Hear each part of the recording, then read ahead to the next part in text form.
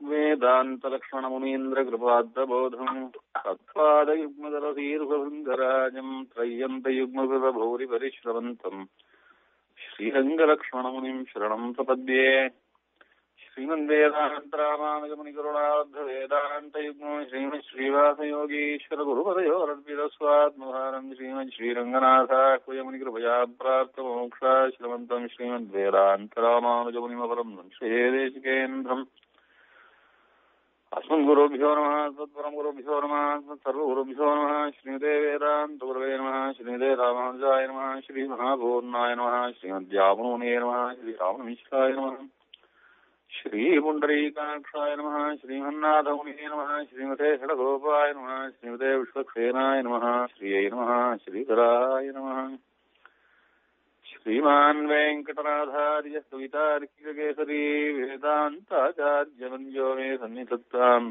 सुधाकृति उपवीतिनमोध्वपुण्ड्रवन्तम् त्रिजगत्पुण्यफलम् त्रिदण्डहस्तम् शरणागतसार्थाहमीडे शिखया शेखरिणम् पतिम् यतीनाम् பூமன்னுவாது பொருந்தியமார்வன் புகழ் மலிந்தபாமன்னு மாறனடிபடிந்தவன் பல்கலையோர்தாம் மன்ன வந்தவிரா மானுஷன் சரணாரவிந்தம் நாம் மன்னி வாழ நெஞ்சே சொல்லுவோம் அவன் நாமங்களே. தரிசனஸ்தாபகரான ஸ்ரீபாஷ்யகாரர் என்றும் எம்பெருமானார் என்றும் யதிராசர் உடையவர் ராமானுஷர் என்றும் பல உயர்ந்த திருநாமங்களினாலே கொண்டாடப்படும் ஆச்சாரியர் ஸ்ரீபாஷ்யக்காரருடைய சரித்திரங்களையும் அவருடைய வைபவங்களையும் பல பிரகாரங்களாலே அனுபவித்து வருகிறோம். அதில் சென்ற வாரம் அனுபவித்த ரீதி ஸ்ரீபாஷ்யக்காரருக்கு ஆச்சாரிய சம்பத்து எப்படி ரொம்ப அத்தியுதமாக ஏற்பட்டதோ அதே போல ஸ்ரீபாஷ்யக்காரருக்கு சிஷ்ய சம்பத்து ஏற்பட்டது ஒரு பெரிய அழகு. அந்த சிஷ்ய சம்பத்து ஏற்பட்டதுனால்தான் இன்றளவும் ராமானுஜ சம்பிரதாயம் என்னும் எம்பெருமானார் தரிசனம் என்னும் சொல்லும்படியான நம்முடைய உபய வேதாந்த சம்பிரதாயம் அத்தியாச்சரியமாக ஸ்ரீ வைஷ்ணவ ஸ்ரீ என்று கொண்டாடும்படியாக மிகவும் பொலிந்து கொண்டு வருகிறது. இந்த பெருமையெல்லாம் ஸ்ரீபாஷ்யக்காரருக்கு ஆச்சாரிய சம்பத்து ஏற்பட்டார் போல சிஷ்ய சம்பத்து அமைஞ்சதனுடைய அழகினால்தான். இந்த பெருமை சில பேருக்கு தான் அமையும். அது எல்லா மகான்களுக்கும் ஆச்சாரிய சம்பத்தும் வசத்தியா அமைஞ்சு சிஷ்ய சம்பத்தும் வசத்தியா அமையறதுன்றது ரொம்ப துர்லபம். அது ஆனா பாஷ்யக்காரருக்கு அமைஞ்சதான சிஷ்ய சம்பத்து அவர் பாஷ்யக்காரருடைய தேஜோ விசேஷத்தினால ரொம்பவும் அத்தியாச்சரியமாக பாஷ்யக்காரருடைய சிஷ்யர்கள் எல்லாரும் பாஷ்யக்காரர் போலயே அவ்வளவு வசந்தவா என்று சொல்லும்படியாக இருந்தார். அதுல அநேகம் சிஷ்யர்கள், அதுதான் பாஷ்யக்காரருடையதான சரித்திரத்திலே நாம் பார்த்து ரொம்ப அதிசயப்படுறதும் பெருமைப்படுறதும் ஆனந்தப்படுறதும் ஆகும். அநேகம் சிஷ்யர்கள் பாஷ்யக்காரருக்கு. பாஷ்யக்காரர் ஸ்ரீ வைஷ்ணவர்கள் என்று பிராமணர்கள் அப்பிராமணர்கள் என்று வித்தியாசம் இல்லாம அத்தனை பேரையும் அனுகிரகிச்சு சிஷ்யாளாக்கின்றதுனால நம்ம சம்பிரதாயத்திலே ஸ்ரீ வைஷ்ணவத்துவம் என்பது அது பிராமணாளுக்கு மட்டும் உரியது அன்னு, அது சகல பேருக்கும் உரியது. அந்த ஸ்ரீ வைஷ்ணவத்துவம் இருந்தால் போதும், அந்த விஷ்ணு பக்தி இருந்தால் போதும், அந்த விஷ்ணு பக்தர்களான ஆச்சாரியர்களுடைய திருவடி சம்பந்தம் கிடைச்சிருந்தால் போதும், தன்னை வைஷ்ணவனாயும் இன்னொரு தேவதையை நாடாதவனாயும் பகவானுக்கு கைங்கரியம் செய்திருப்பதே புருஷார்த்தமாயும் நினைச்சிருக்கக்கூடிய உத்தமமான ஸ்ரீ வைஷ்ணவ அந்த லட்சணம் இருந்தா அதை காட்டிலும் பெரிய ஐஸ்வர்யமானது இந்திராதி லோகத்திலே சத்ருமுகனுடைய லோகமான சத்தியலோகத்துல கூட அப்பேற்பட்டதான பெரிய ஐஸ்வர்யத்துக்கு ஈடு வராது, ஈடு கிடையாது. அதனாலே வைஷ்ணவத்துவம் தான் பெரிய ஐஸ்வர்யம். மற்றது எதுவும் ஐஸ்வர்யம் வந்து வைஷ்ணவனுக்கு சேகமா இருக்கிறது அதை விட பெரிய ஐஸ்வர்யம். பகவானுக்கு சேஷபூதாளாயிருந்து கைங்கரியம் பண்ணுவது, பாகவதாளுக்கு சேஷபூதாயிருந்து கைங்கரியம் பண்ணுவது என்று இதைத்தான் ஸ்ரீபாஷ்யக்காரன் எல்லாருக்கும் பெரிய ஸ்ரீ வைஷ்ணவ தனமாக கொடுத்து வச்சிருந்தார், காட்டி கொடுத்திருந்தார், உபதேசிச்சு வச்சிருந்தார். பல ஆயிரம் பேர்களை திருத்தி பணி கொண்டிருக்கிறார். பாஷ்யக்காரருக்கு ஏற்பட்ட அத்தனை சிஷ்யர்கள்ல சொல்லுவா 700 பேர் சன்னியாசிகளே சிஷ்யர்கள். 700 பேர் சன்னியாசிகளே சிஷ்யர்கள். 12,000 கிரகஸ்தர்கள், தாச நம்பிகள் என்று சொல்லும்படியாக அப்ராமணர்கள் எத்தனை பேர்னு கணக்கே கிடையாது. இத்தனை சிஷியர்களோட பாஷிகாரன் சஞ்சாரம் செய்ததும் உண்டு என்று நம்முடைய குரு பரம்பரையில பார்க்கிறோம். 700 சன்னியாசி சிஷியர்கள். இப்பெல்லாம் வைஷ்ணவ சன்னியாசிகள் என்றால் ஆச்சாரிய ஸ்தானத்துல இருக்கிறவா மாத்திரம்தான் அந்த ஆசிரமத்தை சீகரிக்கிறா, மற்றவாளெல்லாம் முடியல. ஆனா பாஷ்யக்காரர் காலத்துல 700 சன்னியாசி சிஷ்யர்கள் இருந்ததா சொல்றார். அவருக்கு 12,000 கிரகஸ்த சிஷ்யர்கள் அவரோட சஞ்சாரம் பண்ணி கொண்டிருப்பார்கள் என்று சொல்றார். அவ்வளவுதான் இல்ல, 12,000 பேர்னா 12,000 சிஷ்யார் தான், அதுக்கு மேல சிஷ்யார் இல்லைன்னு நினைச்சிடக்கூடாது. ஒரு சமயம் பாஷ்யக்காரரோட யாத்திரை பண்ணவா எத்தனை பேரு அப்படின்னு கணக்கு எடுத்து வச்சிருக்கச்சே இந்த விஷயத்த சொல்லியிருக்கா. இதை விட இன்னும் ரொம்ப அதிகமா தான் இருக்கும். அது கணக்கில்லாத தாச நம்பிகள். இவ்வளவு சிஷ்ய சம்பத்தும் பாஷ்யக்காரருக்கு அவர் எல்லாரையும் உபதேசம் பண்ணியே எல்லாருக்கும் காலக்ஷேபம் சாதிச்சு அத்தனை பேரையும் தன் சிஷ்யர்கள் ஆக்கினார் என்று சொல்ல முடியாது. எல்லாருக்கும் காலக்ஷேபம் சாதிச்சிருப்பார்னு சொல்ல முடியாது. ஆனா அத்தனை பேரையும் பாஷ்யக்காரர் சிஷ்யனாக்கிறது சில உபதேசங்களாலேயும் விசேஷமாக அந்த ஸ்ரீ வைஷ்ணவ ஸ்ரீய அவர்கள் பற்ற வேணும் என்று காட்டி கொடுத்த தம்முடையதான திவ்ய தேஜோ விசேஷத்தினாலேயே பாஷ்யக்காரரை அவருடைய திருமேனியை சேவிச்சாலே அந்த பாஷ்யக்காரருடையதான இருப்பே மற்றவர்களை திருப்தி பண்ணி கொள்ளக்கூடிய அளவுக்கு அப்படி ஒரு கம்பீரமான அந்த பகவானுடையதான சாநித்தியமே ஒரு மூர்த்தி வடிவெடுத்தார் போல இருந்தார் பாஷ்யக்காரர். அது அந்த பகவத் சாநித்தியமே ஒரு மூர்த்தி என்று சொல்லும்படியா அன்றைக்கு பாஷ்யக்கார் எழுந்தருளி இருந்த பிரபாவம் தான் இன்றளவும். அன்றைக்கு பாஷ்யக்காரரிடத்திலே எப்படி ஸ்ரீ வைஷ்ணவர்கள் எல்லாரும் எவ்வளவு வசத்தியான பக்தியும் கௌரவமும் வச்சிருந்தாலோ அதே மாதிரியான வசத்தியும் கௌரவமும் இப்போ பாஷ்யக்காரர் எழுந்தருளின பிறகு இப்போது சுமார் 40 தலைமுறைகள் ஆயிடுத்து. 40-45 தலைமுறைக்கு பிறகும் கூட இன்னும் அதே கௌரவத்துல பாஷ்யக்காரர் இன்னும் இப்பொழுது நடமாடும் தெய்வம் போல எல்லாரும் நம்ம பாஷ்யக்காரர், நம்ம ஆச்சாரியார், பாஷ்யக்காரர் சம்பிரதாயத்தை நாம சேர்ந்திருக்கோம். இது தரிசன ஸ்தாபகர் என்றால் நம் பாஷ்யக்காரர் தான் என்று கொண்டாடும்படியாக அவ்வளவு நெருக்கமாக பாஷ்யக்காரரை நாம் ஆச்சாரியரா அனுபவிக்கிறதெல்லாம் அந்த பாஷ்யக்காரருடைய திவ்ய தேஜோ விசேஷம், திவ்ய மூர்த்தி விசேஷம் தான். அப்பேற்பட்டவரிடத்துல சிஷ்யர்கள் ஓடி வந்து மண்டியிட்டார்கள்னா ஒரு அதிசயமே கிடையாது. அந்த மாதிரி மண்டியிட்ட சிஷ்யர்களிலே ஸ்ரீபாஷ்யக்காரர் முக்கியமாக 74 பேரை தேர்ந்தெடுத்தார் என்று சம்பிரதாயத்திலே சொல்றோம். இதுக்கு 74 பேர்னா பாஷ்யக்காரர் சஞ்சாரம் எல்லாம் நடையான சஞ்சாரம் தான், ஒரு வாகன சஞ்சாரம் கிடையாது. அதுவும் அக்காலத்திலே சஞ்சாரம் என்பது ரொம்பவும் கஷ்டமானது. சாலை வழிகள்லாம் ரொம்ப வசதிப்பட்டதுன்னு கிடையாது. அதுவும் பல கிராமங்களுக்கும் போய் அந்த ஸ்ரீ வைஷ்ணவத்தை பரப்ப வேணும். அதே போல பாஷ்யக்காரர் அருள் செய்த சத் சம்பிரதாயத்தை பரப்பச்சு சம்பிரதாயார்த்தங்களையும் எல்லாருக்கும் உபதேசிக்க வேணும். விசேஷமாக உபதேசத்தினால மாத்திரம் ஒரு சம்பிரதாயத்தை பூர்த்தி பண்ணி நிறைவேற்றிட முடியாது. சம்பிரதாயத்துக்கு உண்டான அனுஷ்டானம், அதுல முக்கியமாக பஞ்சசம்ஸ்காரம் என்று சொல்லும்படியான ஆச்சாரிய சமாசிரயணம், எல்லாத்துக்கும் மேலாக பாஷ்யக்காரர் எந்த சரணாகதி தான் ஒரு ஜீவாத்மாவை எம்பெருமானிடத்திலே சேர்த்து மோட்சத்திலையும் சேர்த்து வைக்குமோ, இந்த சம்சார பந்தத்தை அறுத்து விட்டு ஒரு ஜீவனை உண்மையாக நல்ல வாழ்வு வாழ்வைக்குமோ அப்பேற்பட்டதான வாழ்வு செய்வதற்கு சரணாகதி செய்து வைப்பதற்கும் ஆக 3 விஷயங்கள் முக்கியம்.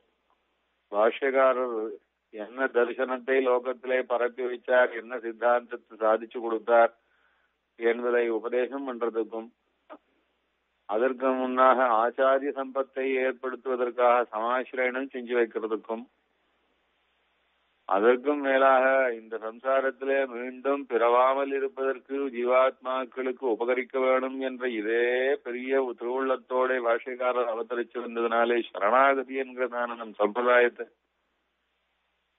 அதை அனுஷ்டிச்சு ஜீவாத்மாக்களை கரை சேர்த்து வைப்பதற்கும் எப்படி 3 முக்கியமான காரியங்களை செய்வதற்காக 74 பேரை பாஷ்யக்காரர் அந்த சிஷ்யர்களிலேயே உத்தமமானவாளை தேர்ந்தெடுத்து அவளுக்கு சிம்ஹாசனாதிபதிகள் என்றதான ஒரு ஸ்தானத்தையும் அளித்து எங்கும் தேசம் பூராவும் இந்த சத்சம்பிரதாயத்தை உபதேசம் பண்றதுக்கும் பஞ்சசம்ஸ்காரம் செஞ்சு வைக்கிறதுக்கும் சரணாகதி அனுஷ்டி வைக்கிறதுக்கும் பாஷ்யக்காரன் நியமிச்சார். இப்படியாக 74 சிம்ஹாசனாதிபதிகள் முக்கியமாக பாஷ்யக்காரருடையதான சிஷ்யர்கள் எல்லாரும் மகாஜாதாக்கள். பாஷ்யக்காரரிடத்தையே சகல உபதேசங்களையும் பெற்றவா. பாஷ்யக்காரரை அப்படியே தங்களுடைய ஆத்மாவாகவே கொண்டாடினவா. பாஷ்யக்காரருடைய பாஷ்யக்கார் திருநாட்டுக்கு எழுந்துள்ளும் சமயத்துல பாஷ்யக்காரரை சுத்தி இருந்த அத்தனை சிஷ்யர்களும் பாஷ்யக்காரர் திருநாட்டுக்கு வெளினார்னா இந்த உலகம் சூன்யமா போயிடும், இந்த உலகம் பாஷ்யக்காரர் இல்லாத இருக்கிற இந்த சூன்ய லோகத்துல நாம் நிச்சயமாக ஜீவிக்கவும் கூடாது. அதனாலே பெருமாள் பாஷ்யக்காரரை எந்த க்ஷணத்திலே திருவுள்ளம் பத்தி பெரிய வீடு அளிக்கிறாரோ அந்த க்ஷணத்திலேயே அத்தனை பேரும் ஆத்ம தியாகம் பண்ணிடணும் அப்படின்னு அளவுக்கு அப்படி துடிச்சாள்னு அவ்வளவு நெருக்கம் பாஷ்யக்காரரிடத்துல. இது சுவாமி தேசிகன் ஸ்ரீமத் ராசித்திரேசாரத்திலே சாதிக்கும் போது பாஷ்யக்காரருடையதான அந்திம திசையிலே அவர் திருநாடு எழுந்தருளும்படியான தருணத்திலே சுற்றி நின்ற முதலிகள் எல்லாரும் ஆத்ம தியாகமே பண்ணிடணும், தாங்கள் எல்லாரும் பாஷ்யக்கார் இல்லாத லோகத்திலே நாங்கள் நம்மால் ஜீவிக்கவே கூட முடியாது என்று அவ்வளவு ஏக்கத்தோட தவிச்சு சில வார்த்தைகள் பேசின போது பாஷ்யக்காரர் அந்த முதலிகளை கூட கிட்ட அழைத்து என்னுடைய வியோகத்திலே தேகத்தியாகம் பண்ணினார்கள் உண்டாகில் ஆளவந்தார் ஸ்ரீவாதமே, எனக்கும் தேகத்தியாகம் அப்படி பண்ணினவர்களுக்கும் அடியோடு சம்பந்தம் இல்லை என்று கூட்டு மிரட்டினாராம்.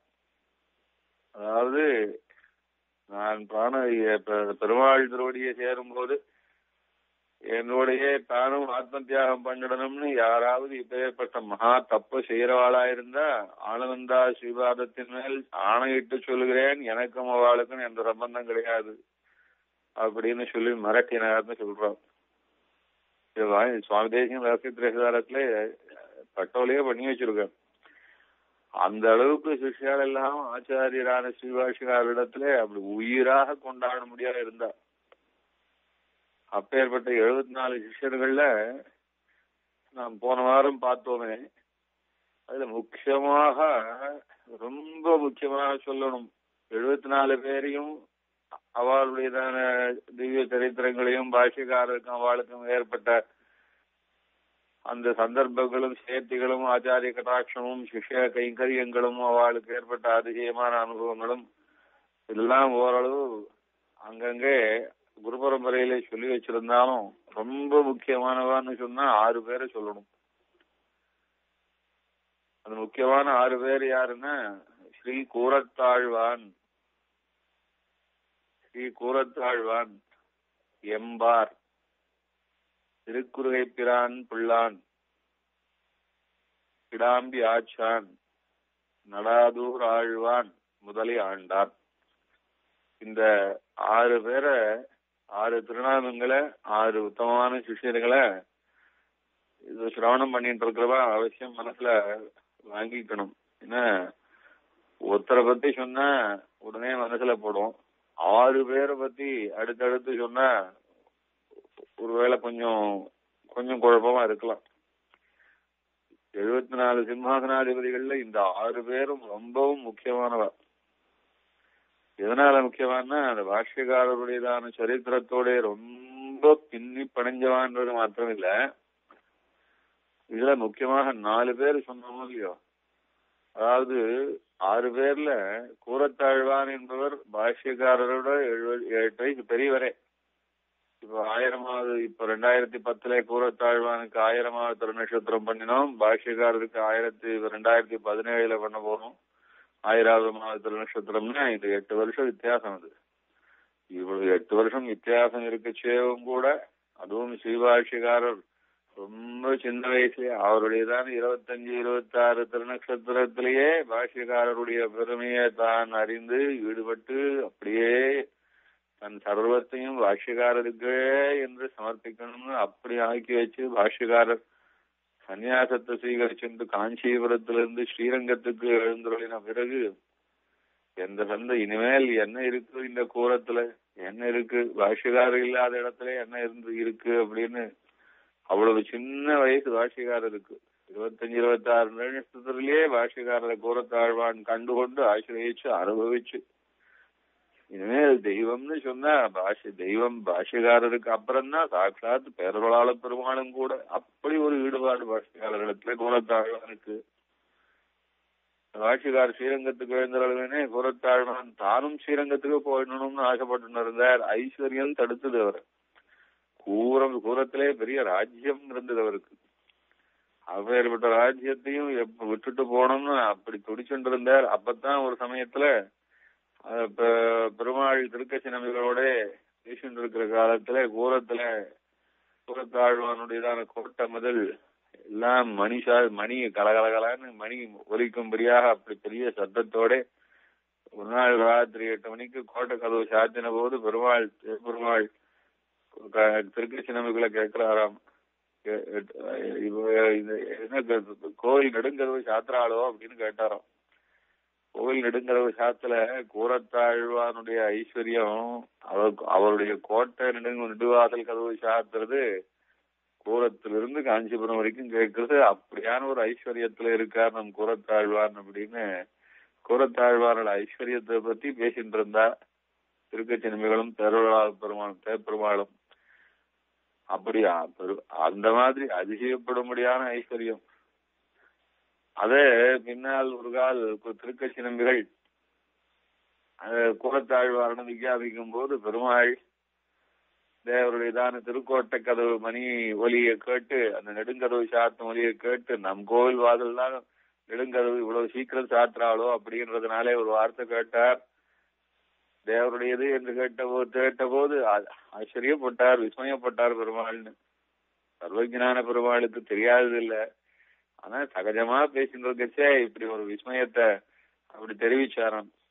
அத திருக்கட்சி நம்பிகள் கூரத்தாழ்வாரிடம் தெரிவித்த போது சர்வசேஷியாய் சர்வேஸ்வரனாய் சர்வ ஐஸ்வர்யங்களுக்கும் சுவாமியாய் இருக்கக்கூடிய பேரருளாள பெருமாள் ஒருத்தன் ஐஸ்வர்யமுடையவன் அப்படின்னு நினைக்கும்படியாவா நாம் இருக்கிறது. நமக்கு வேண்டிய ஐஸ்வர்யம் எல்லாம் பெருமாளுக்கு தாசன் என்னும் அந்த கைங்கரியம் தானே நமக்கு ஐஸ்வர்யமா இருக்கணும். வெறும் ஐஸ்வர்யத்தை நாம் இடத்தே வச்சிருக்கோம் அப்படிங்கிறத அது பேரருளாள பெருமாள் திருக்கண்களாலே கடாட்சிக்கும்படியா ஆச்சுதே அப்படின்னு நினைச்சு வெக்கப்பட்டு ஐஸ்வர்யமா நம்மிடம் இருக்கணும். ஐஸ்வர்யத்தையா பெருமாள் கடாட்சிக்கணும். நம்ம இடத்துல இருக்கிறதான தாசியத்தை தானே பெருமாள் சுவீகரிக்கணும்.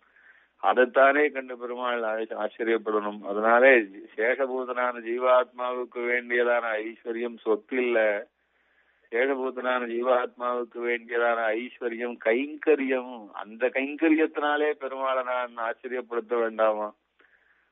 அதனாலே அல்லவா பெருமாள் விஸ்மயத்தை அடையணும், அதனால அல்லவா பெருமாள் அப்படி ஆச்சரியப்படணும் அப்படின்னு ஏங்கி கொண்டு அந்த கைங்கரியத்துக்கு விரோதியா இருப்பது நம்முடைய சொத்தான ஐஸ்வர்யம். அந்த ஐஸ்வர்யத்தை வச்சிருப்பதுனாலே நமக்கு ஒரு சுவாமித்துவம் வந்தா போல இருக்கு. எப்படி வரதாழ்வானிடத்துல ராஜ்யத்தை சுமத்தின போது அந்த ராஜ்யத்தை சுமத்தின போது எப்படி கதறினார் வரதாழ்வான், எனக்கு வேண்டியது ராம கைங்கரியமாகிற ஐஸ்வர்யம் வேணுமே உடைய இந்த மண்ணும் பொண்ணுமாக இந்த ராஜ்யமாகிற ஐஸ்வர்யம் வேண்டாம்னு எப்படி கதறினாரோ அதுபோல கூறத்தாழ்வான் மண்ணும் பொண்ணுமான ஐஸ்வர்யமாய் எனக்கு வேணும், அது பெருமாள் கைங்கரியம் அல்லவா வேணும், ஆச்சாரிய சம்பத் அல்லவா வேணும் என்பதாக அந்த ஆச்சாரிய சம்பத்தை ஆசைப்பட்டு போட்டது போட்டபடி எல்லா ஐஸ்வர்யத்தையும் வாரி அரைச்சுட்டு புறப்பட்டு போனாராம் பாஷ்யக்காரரை தேடிண்டு. நடையா புறப்பட்டு ஸ்ரீரங்கத்துக்கு போறாருன்னு பாக்குறோம். எதுக்காகனா அப்படி சர்வத்தையும் தொடர்ந்து பாஷ்யக்காரராகிற ஆச்சாரிய சம்பத்து தான் ஐஸ்வர்யமே ஒழிய, அந்த பகவத் கைங்கரியமாகிற சம்பத்து தான் ஐஸ்வர்யமே ஒழிய, மண்ணும் பொண்ணுமான சம்பத்தெல்லாம் ஐஸ்வர்யமே அன்னு அப்ப என்ற பாவத்தோட அப்பேற்பட்ட உத்தமமான சிஷ்ய சம்பத்து பாஷ்யக்காரருக்கு. அது கூறத்தாழ்வான் பாஷ்யக்காரரை தேடி சென்று பாஷ்யக்காரரோடு தான் அப்படியே பாஷ்யக்காரர் இல்லாம ஒரு நாளும் ஜீவிக்க முடியாத அளவுக்கு அப்படியே கூடவே இருந்துட்டு இருந்தார் ஸ்ரீரங்கத்துல. அந்த நடுவுல தான் இந்த சோழராஜாவினாலே ஒரு பிரிவு ஏற்பட்டது, பிரிய கஷ்டமும் ஏற்பட்டது. கூறத்தாழ்வானுக்கு கண்கள் பரிபோகம் போனது. எப்பேற்பட்ட கூறத்தாழ்வான நாம் அனுபவிச்சிருக்கோம். அதனாலதான் சொன்னார், மொழியை கடக்கும் பெரும் புகழான் வஞ்சமு குறும்பாம் குழியை கடக்கும் நம் கூறத்தாழ்வான் சரண் கோடியவின் பழியை கடத்தவி ராமானுஷன் புகழ்பாடி எல்லா வழியை கடத்தல் எனக்கு இனி ஆடும் பதுத்தவன்னே. ராமானுஜருடைய பெருமையெல்லாம் சொல்லக்கூடிய ராமானுஜ நூத்தந்தாஜில மற்ற சிஷியாலெல்லாம் பத்தி ஒன்னும் குறிப்பா பேரையிட்டு சொல்லல திருவரங்கத்தை முதனார். ஆனா கூறத்தாழ்வான மாத்திரம் குறிப்பா சொல்றாரு.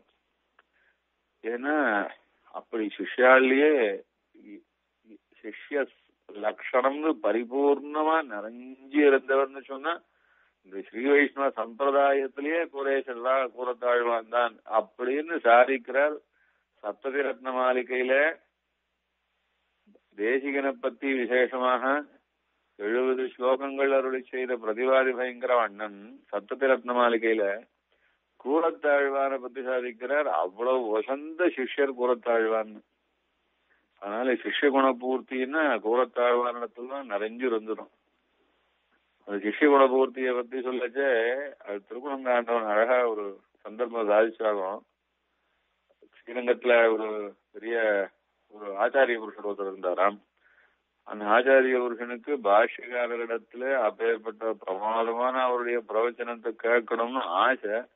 அதுலயும் பாஷ்யக்காரர் ரொம்ப நன்னா சாதிப்பார். திருவாய்மொழி வியாக்கியானம் பகவத் விஷயம் அப்படின்னு கேட்கணும்னு ஆசை. ஆனா இருந்தாலும் பாஷ்யக்காரரிடத்துல சேவிச்சு கீழே உட்கார்ந்து கையை கூப்பி பாஷ்யக்காரருக்கு சிஷ்யன்னு தன்னை காட்டிக்கிறதுல வேற அவருக்கு சங்கோச்சம். ஏன்னா சமகாலத்துல இருக்கிற எப்பேற்பட்ட மகானா இருந்தாலும் அவளும் நம்மளை போலத்தான்னு நினைக்க கூடியவா நிறைய பேர் இருப்பா. இனிமே மொத்த பேருமே அப்படிதான் நினைச்சுப்பா. அப்புறம் தான் அவரோட பெருமை தெரிஞ்சு அப்புறம் திருநாட்டுக்கு வெளியிட்டான்னு ஆஹா கிடைக்காத அப்படியே எப்படியாக்கும் ராமாவதாரம் கிருஷ்ணாவதாரம் மறைஞ்சா மாதிரி ஆச்சாரியால் மறைஞ்சுட்டாளே அப்படின்னு பின்னாடி ஏங்கிறவா இன்னும் லட்சோபலட்சம் பேர் அதிகமா போயிடுவா. பாஷ்யக்காரருடைய சமகாலத்துல அந்த ஆச்சாரிய புருஷருக்கு பாஷ்யக்காரரிடத்துல சிஷியனா போய் சேர்ந்து காலக்ஷேபனும் கேட்கணும்னா தான். ஆனா சிஷியனா போய் காட்டிக்கிறதுல உலகத்துல அவள் காட்டிக்கிறதுல ஒரு சங்கோச்சம். ஏன்னா அவருக்கு நிறைய சிஷியால் இருக்கா. அத்தனை சிஷியால் இடத்துல தனக்கும் ஒரு ஆச்சாரியன் இருக்காருன்னு காட்டிக்கிறதுல அவருக்கு சங்கோச்சம். அதனாலே பாஷ்யக்காரர் இடத்துல போய் அவர் விஞ்ஞாபிச்சாராம், இவ்விடத்துல பகவத் விஷயம் கேட்கணும்னு ஆசை. ஆனா இருந்தாலும் அடியனுக்கு சிஷியால்னா ரொம்ப பேர் இருக்காருன்றதுனால அடிய இடத்துல பாஷ்யக்காரர் அதாவது அப்படியே நல்ல சிஷியாலா அனுப்பிச்சு வச்சு பகவத் விஷயத்த அவ காலக்ஷேபம் சொன்னா அதுல ஒரே ஒரு சின்ன பிரார்த்தனை. அவ காலக்ஷேபம் சொல்லிச்சு எங்க ஆத்துல அவ கீழே உட்கார்ந்து காலக்ஷேபம் சொல்லணும். கைய கோப்பின்னு கீழே உட்காந்து காலக்ஷேபம் சாதிக்கணும். நான் மேல உட்கார்ந்துட்டு அவரிடத்துல காலக்ஷேபம் கேட்கச்சு அவருக்கு நான் காலக்ஷேபம் சொல்ற மாதிரி. அது என்ன அப்பதான் எங்க சிஷியாலாம் வித்தியாசமா நினைக்க மாட்டா அப்படின்னு. இது எப்படி இருக்கு பாருங்க. இப்படி ஒரு நறுவலான அதுவும் இவ்வளவு கூசாம போய் பாஷ்யக்காரர் பிரார்த்திச்சுக்கிறார். அவர் அது பாஷ்யக்காரர் அதுக்கு என்ன கட்டாயம் அப்படியே ஏற்பாடு பண்ணிடலாம் என்று சொல்லி கூறத்தாழ்வான விசாரம். கூறத்தாழ்வான வாரத்துக்கு போறார். வாச திண்ணையிலேயே உட்கார்ந்து காலக்ஷேபம். அவர் திண்ண மேல உட்கார்ந்துப்பார். காலக்ஷேபம் கேட்கிற சிஷியர் அந்த ஆச்சாரிய புருஷர். கூறத்தாழ்வான் திண்ணைக்கு கீழே உட்காந்துவார், கைய கூப்பிண்டு விஞ்ஞாபனம் பண்ணுவார் திருவாய்மொழிக்கு அர்த்தத்தை. அவர் மேல உட்காந்துட்டு அப்படி அப்படி கை உபதேசம் பண்ற மாதிரி கையை வச்சுட்டு அவர் அந்த காலக்ஷேபத்தை கேட்டுப்பார். இது மாதிரி ஜகத்துல ஒரு காலக்ஷேபம் எங்கேயும் பார்க்க முடியாது. காலக்ஷேபம் கேட்கிற சிஷ்யர் மேல உட்கார்ந்து உபதேசம் பண்ற மாதிரி கையை வச்சுவார். காலக்ஷேபம் சொல்ற கூறத்தாழ்வான் சிஷ்யர் கீழே உட்கார்ந்து கையை கூப்பின்னு விஜாபிப்பார். இதுக்கு ஒத்துண்டு வந்தவர் கூறத்தாழ்வான். அதை பார்க்கணும். அங்க பாஷ்யக்காரர் இவ்வளவு ஆத்ம குணத்தோட உபதேசம் பண்ணிச்சே கூட சிஷ்யபாவத்தோட கீழே இருந்து உபதேசம் பண்ணக்கூடிய அளவுல இருக்கக்கூடியவர் கூறத்தாழ்வான். அது ஆண்டு சாதிப்பார். அந்த மாதிரி ரொம்ப பரமாப்பாவி கூறத்தாழ்வான். ஆச்சாரியன் சொல்லிவிட்டார்ன்றதுனால அப்படியே போய் காலக்ஷேமம் சொல்லிட்டு இருந்தார். அதுல உயர்நலம் உடையவன் ஆரம்பிச்சு வாயும் திரைகளும் காணல் முடனாராய் 2ஆம் பத்து ஆரம்பிச்சு முடிச்சோதியாய் உனது முகஜோதி 3ஆம் பத்து ஆரம்பிக்கு எல்லாம் இவ்வளவும் ஆச்சு. பயிலும் சுடரொளி மூர்த்தியை 3ஆம் பத்துல பயிலும் சுடரொளி மூர்த்தி பதிகம் வந்தது. பயிலும் சுடரொளி மூர்த்தியை பங்கய கண்ணனை பயில வினியனம் பார்க்கடல் சேர்ந்த பரமனை பயிலும் திருவுடையார் எவரேலும் அவர் கண்டீர் பயிலும் பிறப்பிடை தோரையம்மை ஆளும் பரமரே என்பதாக அது பாகவதால தெய்வமா சொல்ற பதிகம். அது ஸ்ரீ வைஷ்ணவ சம்பிரதாயத்திலே பாகவதாள்னா தெய்வம். அடியார் அடியார் நம் அடியார் அடியார் நமக்கடியார் அடியார் நம் அடியார் அடியோங்களே குலந்தாங்கு சாதிகள் நாளிலும் கீழிந்து எத்தனை நலந்தானிலாத கண்டாள கண்டாளர்களாகிலும் வலந்தாங்கு சக்கரத்தன்னல் மணிவண்ணர் காலந்து உள்கலந்தார் அடியார் நம் அடியாரும் அடிகளே பயிலும் சுடலை மூர்த்தியை வங்களை கண்டு பயில விஞ்ஞனம் பார்க்கடல் சேர்ந்த பரவனை பயிலும் திருவுடையார் எவரேலும் அவர் கண்டீர் அப்படின்னு பழக பழக நமக்கு பரமபோக்கியமா இருக்கக்கூடிய சர்வேஸ்வரனான ஸ்ரீபதி நாராயணனிடத்திலே பக்தியோட இருக்கக்கூடிய பாகவதோத்தவர்கள் அப்படின்னா அவாதான் நமக்கு சுவாமி. அதனாலே நம் சம்பிரதாயத்திலே பாகவதால் முதல் சுவாமி, அதுக்கப்புறம் தான் பெருமாளே சுவாமி அப்படின்னு சாதிச்சு பாகவதாரி மகாத்மியத்தை சொல்ற இடம் அது.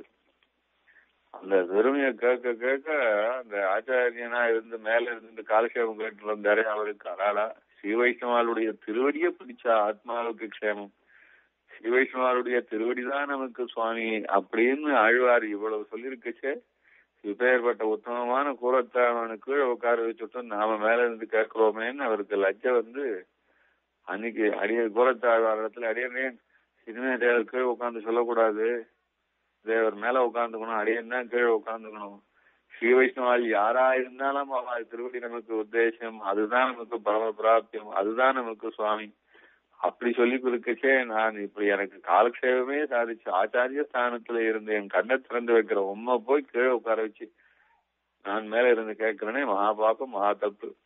அதனால கீழே உட்காந்துட்டு இனிமேல் தேவர் சொல்லக்கூடாது, நான் தான் கீழே உட்காந்துக்கணும்னு. அதுக்கு கோத்தாழ்வான் சாதிச்சாரா முடியவே முடியாது, எங்க ஆச்சாரியன் எனக்கு கீழே உட்காந்து சொல்ல சொல்லியிருக்காரு, நீர் மேலதான் உட்காந்து கேட்கணும், என்னால மேல உட்காந்துன்னு சொல்ல முடியாது அப்படின்னு விட்டாராம். இவர் நேரம் அங்க போனார். அந்த ஆச்சாரிய புருஷன் பாஷ்யக்காரரிடம் போய் அடையேன் காலக்ஷேபம் நின்று போயிடும் போல இருக்கு, கோலத்தாழ்வான் சொன்னதை கேட்க மாட்டேங்கிறார் அப்படின்னு ஆழ்வானை கூட்டு கேட்கிறார் பாஷ்யக்காரர் என்ன ஆச்சு அப்படின்னு. ஆழ்வானை கூட்டு கேட்கறதுக்கு முன்னாடியே பாஷ்யக்காரரே கேட்டார்னு சொல்லுவார். என்ன என்ன என்ன என்ன ஆச்சு விஷயம்னு கேட்டார். அடைய நான் அவர் மேல உட்காந்து சொல்றேன், அவர் மேல உட்காந்துக்க மாட்டேங்கிறார், கீழே தான் உட்காந்துக்கங்கிறார் அப்படின்னு. ஏன் இவ்வளவு காலம் தேவருக்கு மேலதானே உட்காந்துட்டு கேட்டது, இனிமே எப்ப கீழே உட்காந்துக்கணும்னு தோணித்தோ அப்படின்னு. இல்ல அடியன் அப்படிதான் அடியன், இனிமே நான் மேல உட்காந்து கேட்க மாட்டேன், கீழே தான் உட்காந்து கேட்பேன் அப்படின்னாராம். பயிலும் சுடரொளி வந்துடுத்தா அப்படின்னு கேட்டாராம் பாஷ்யக்காரர். ஏன்னா பயிலும் சுடரொளி வாதிச்சாவிட்டு கூட ஒரு பாகவதாளுடைய திருவடியை பிடிச்சுக்கிறது தான் புருஷார்த்தம்னு தெரியாம போகாது, ஒரு ஜீவனுக்கும் புரியாம போகாது. அப்படி கூறத்தாழ்வான் அப்புறம் கூறத்தாழ்வான கூப்பிட்டு சொன்னாராம், இனிமேல் வேலையா உட்கார்ந்து சொல்லு, அவர் மாறி விட்டார் அப்படின்னு. ஆச்சாரியர் ஒருத்தருக்கு அப்புறம் கூறத்தாழ்வான் மேல உட்கார்ந்துட்டு சொன்னார்னு சொல்லுவோம். அதுக்கு அப்படி கீழே உட்கார்ந்துட்டு சொல்லு, நீ ஆச்சாரியனா இருக்கிட்டே சிஷ்யனா இருந்து நடிச்சுட்டு சொல்லு அப்படின்னா அதுக்கு கூட ஒத்துக்கிறவர் கூறத்தாழ்வான். கூறத்தாழ்வான் அப்புறம் தரிசனத்தையே கொடுத்தார் அப்படின்றது ரொம்ப பிரசித்தமான விஷயம். அது பல பேரும் எல்லாருக்குமே தெரிஞ்ச விஷயம்.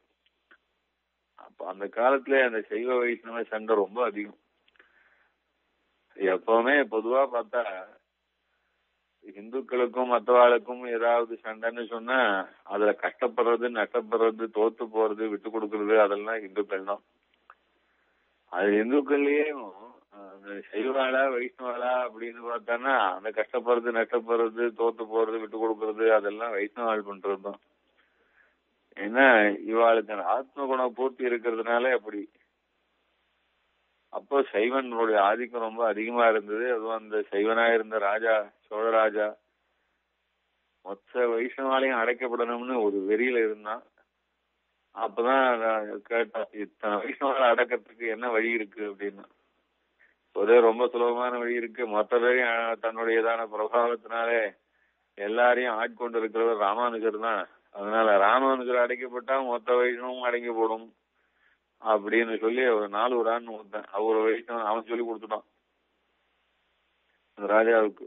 அப்படியா கூப்பிட அந்த ராமானுஜரை. இப்ப ஸ்ரீரங்கத்துல இருந்தார். ஸ்ரீரங்கத்துல இப்படி ராஜா கூப்பிடுறான்னு தெரிஞ்ச உடனேவே சிஷ்யாளுக்கெல்லாம் பயம் வந்துடுச்சு.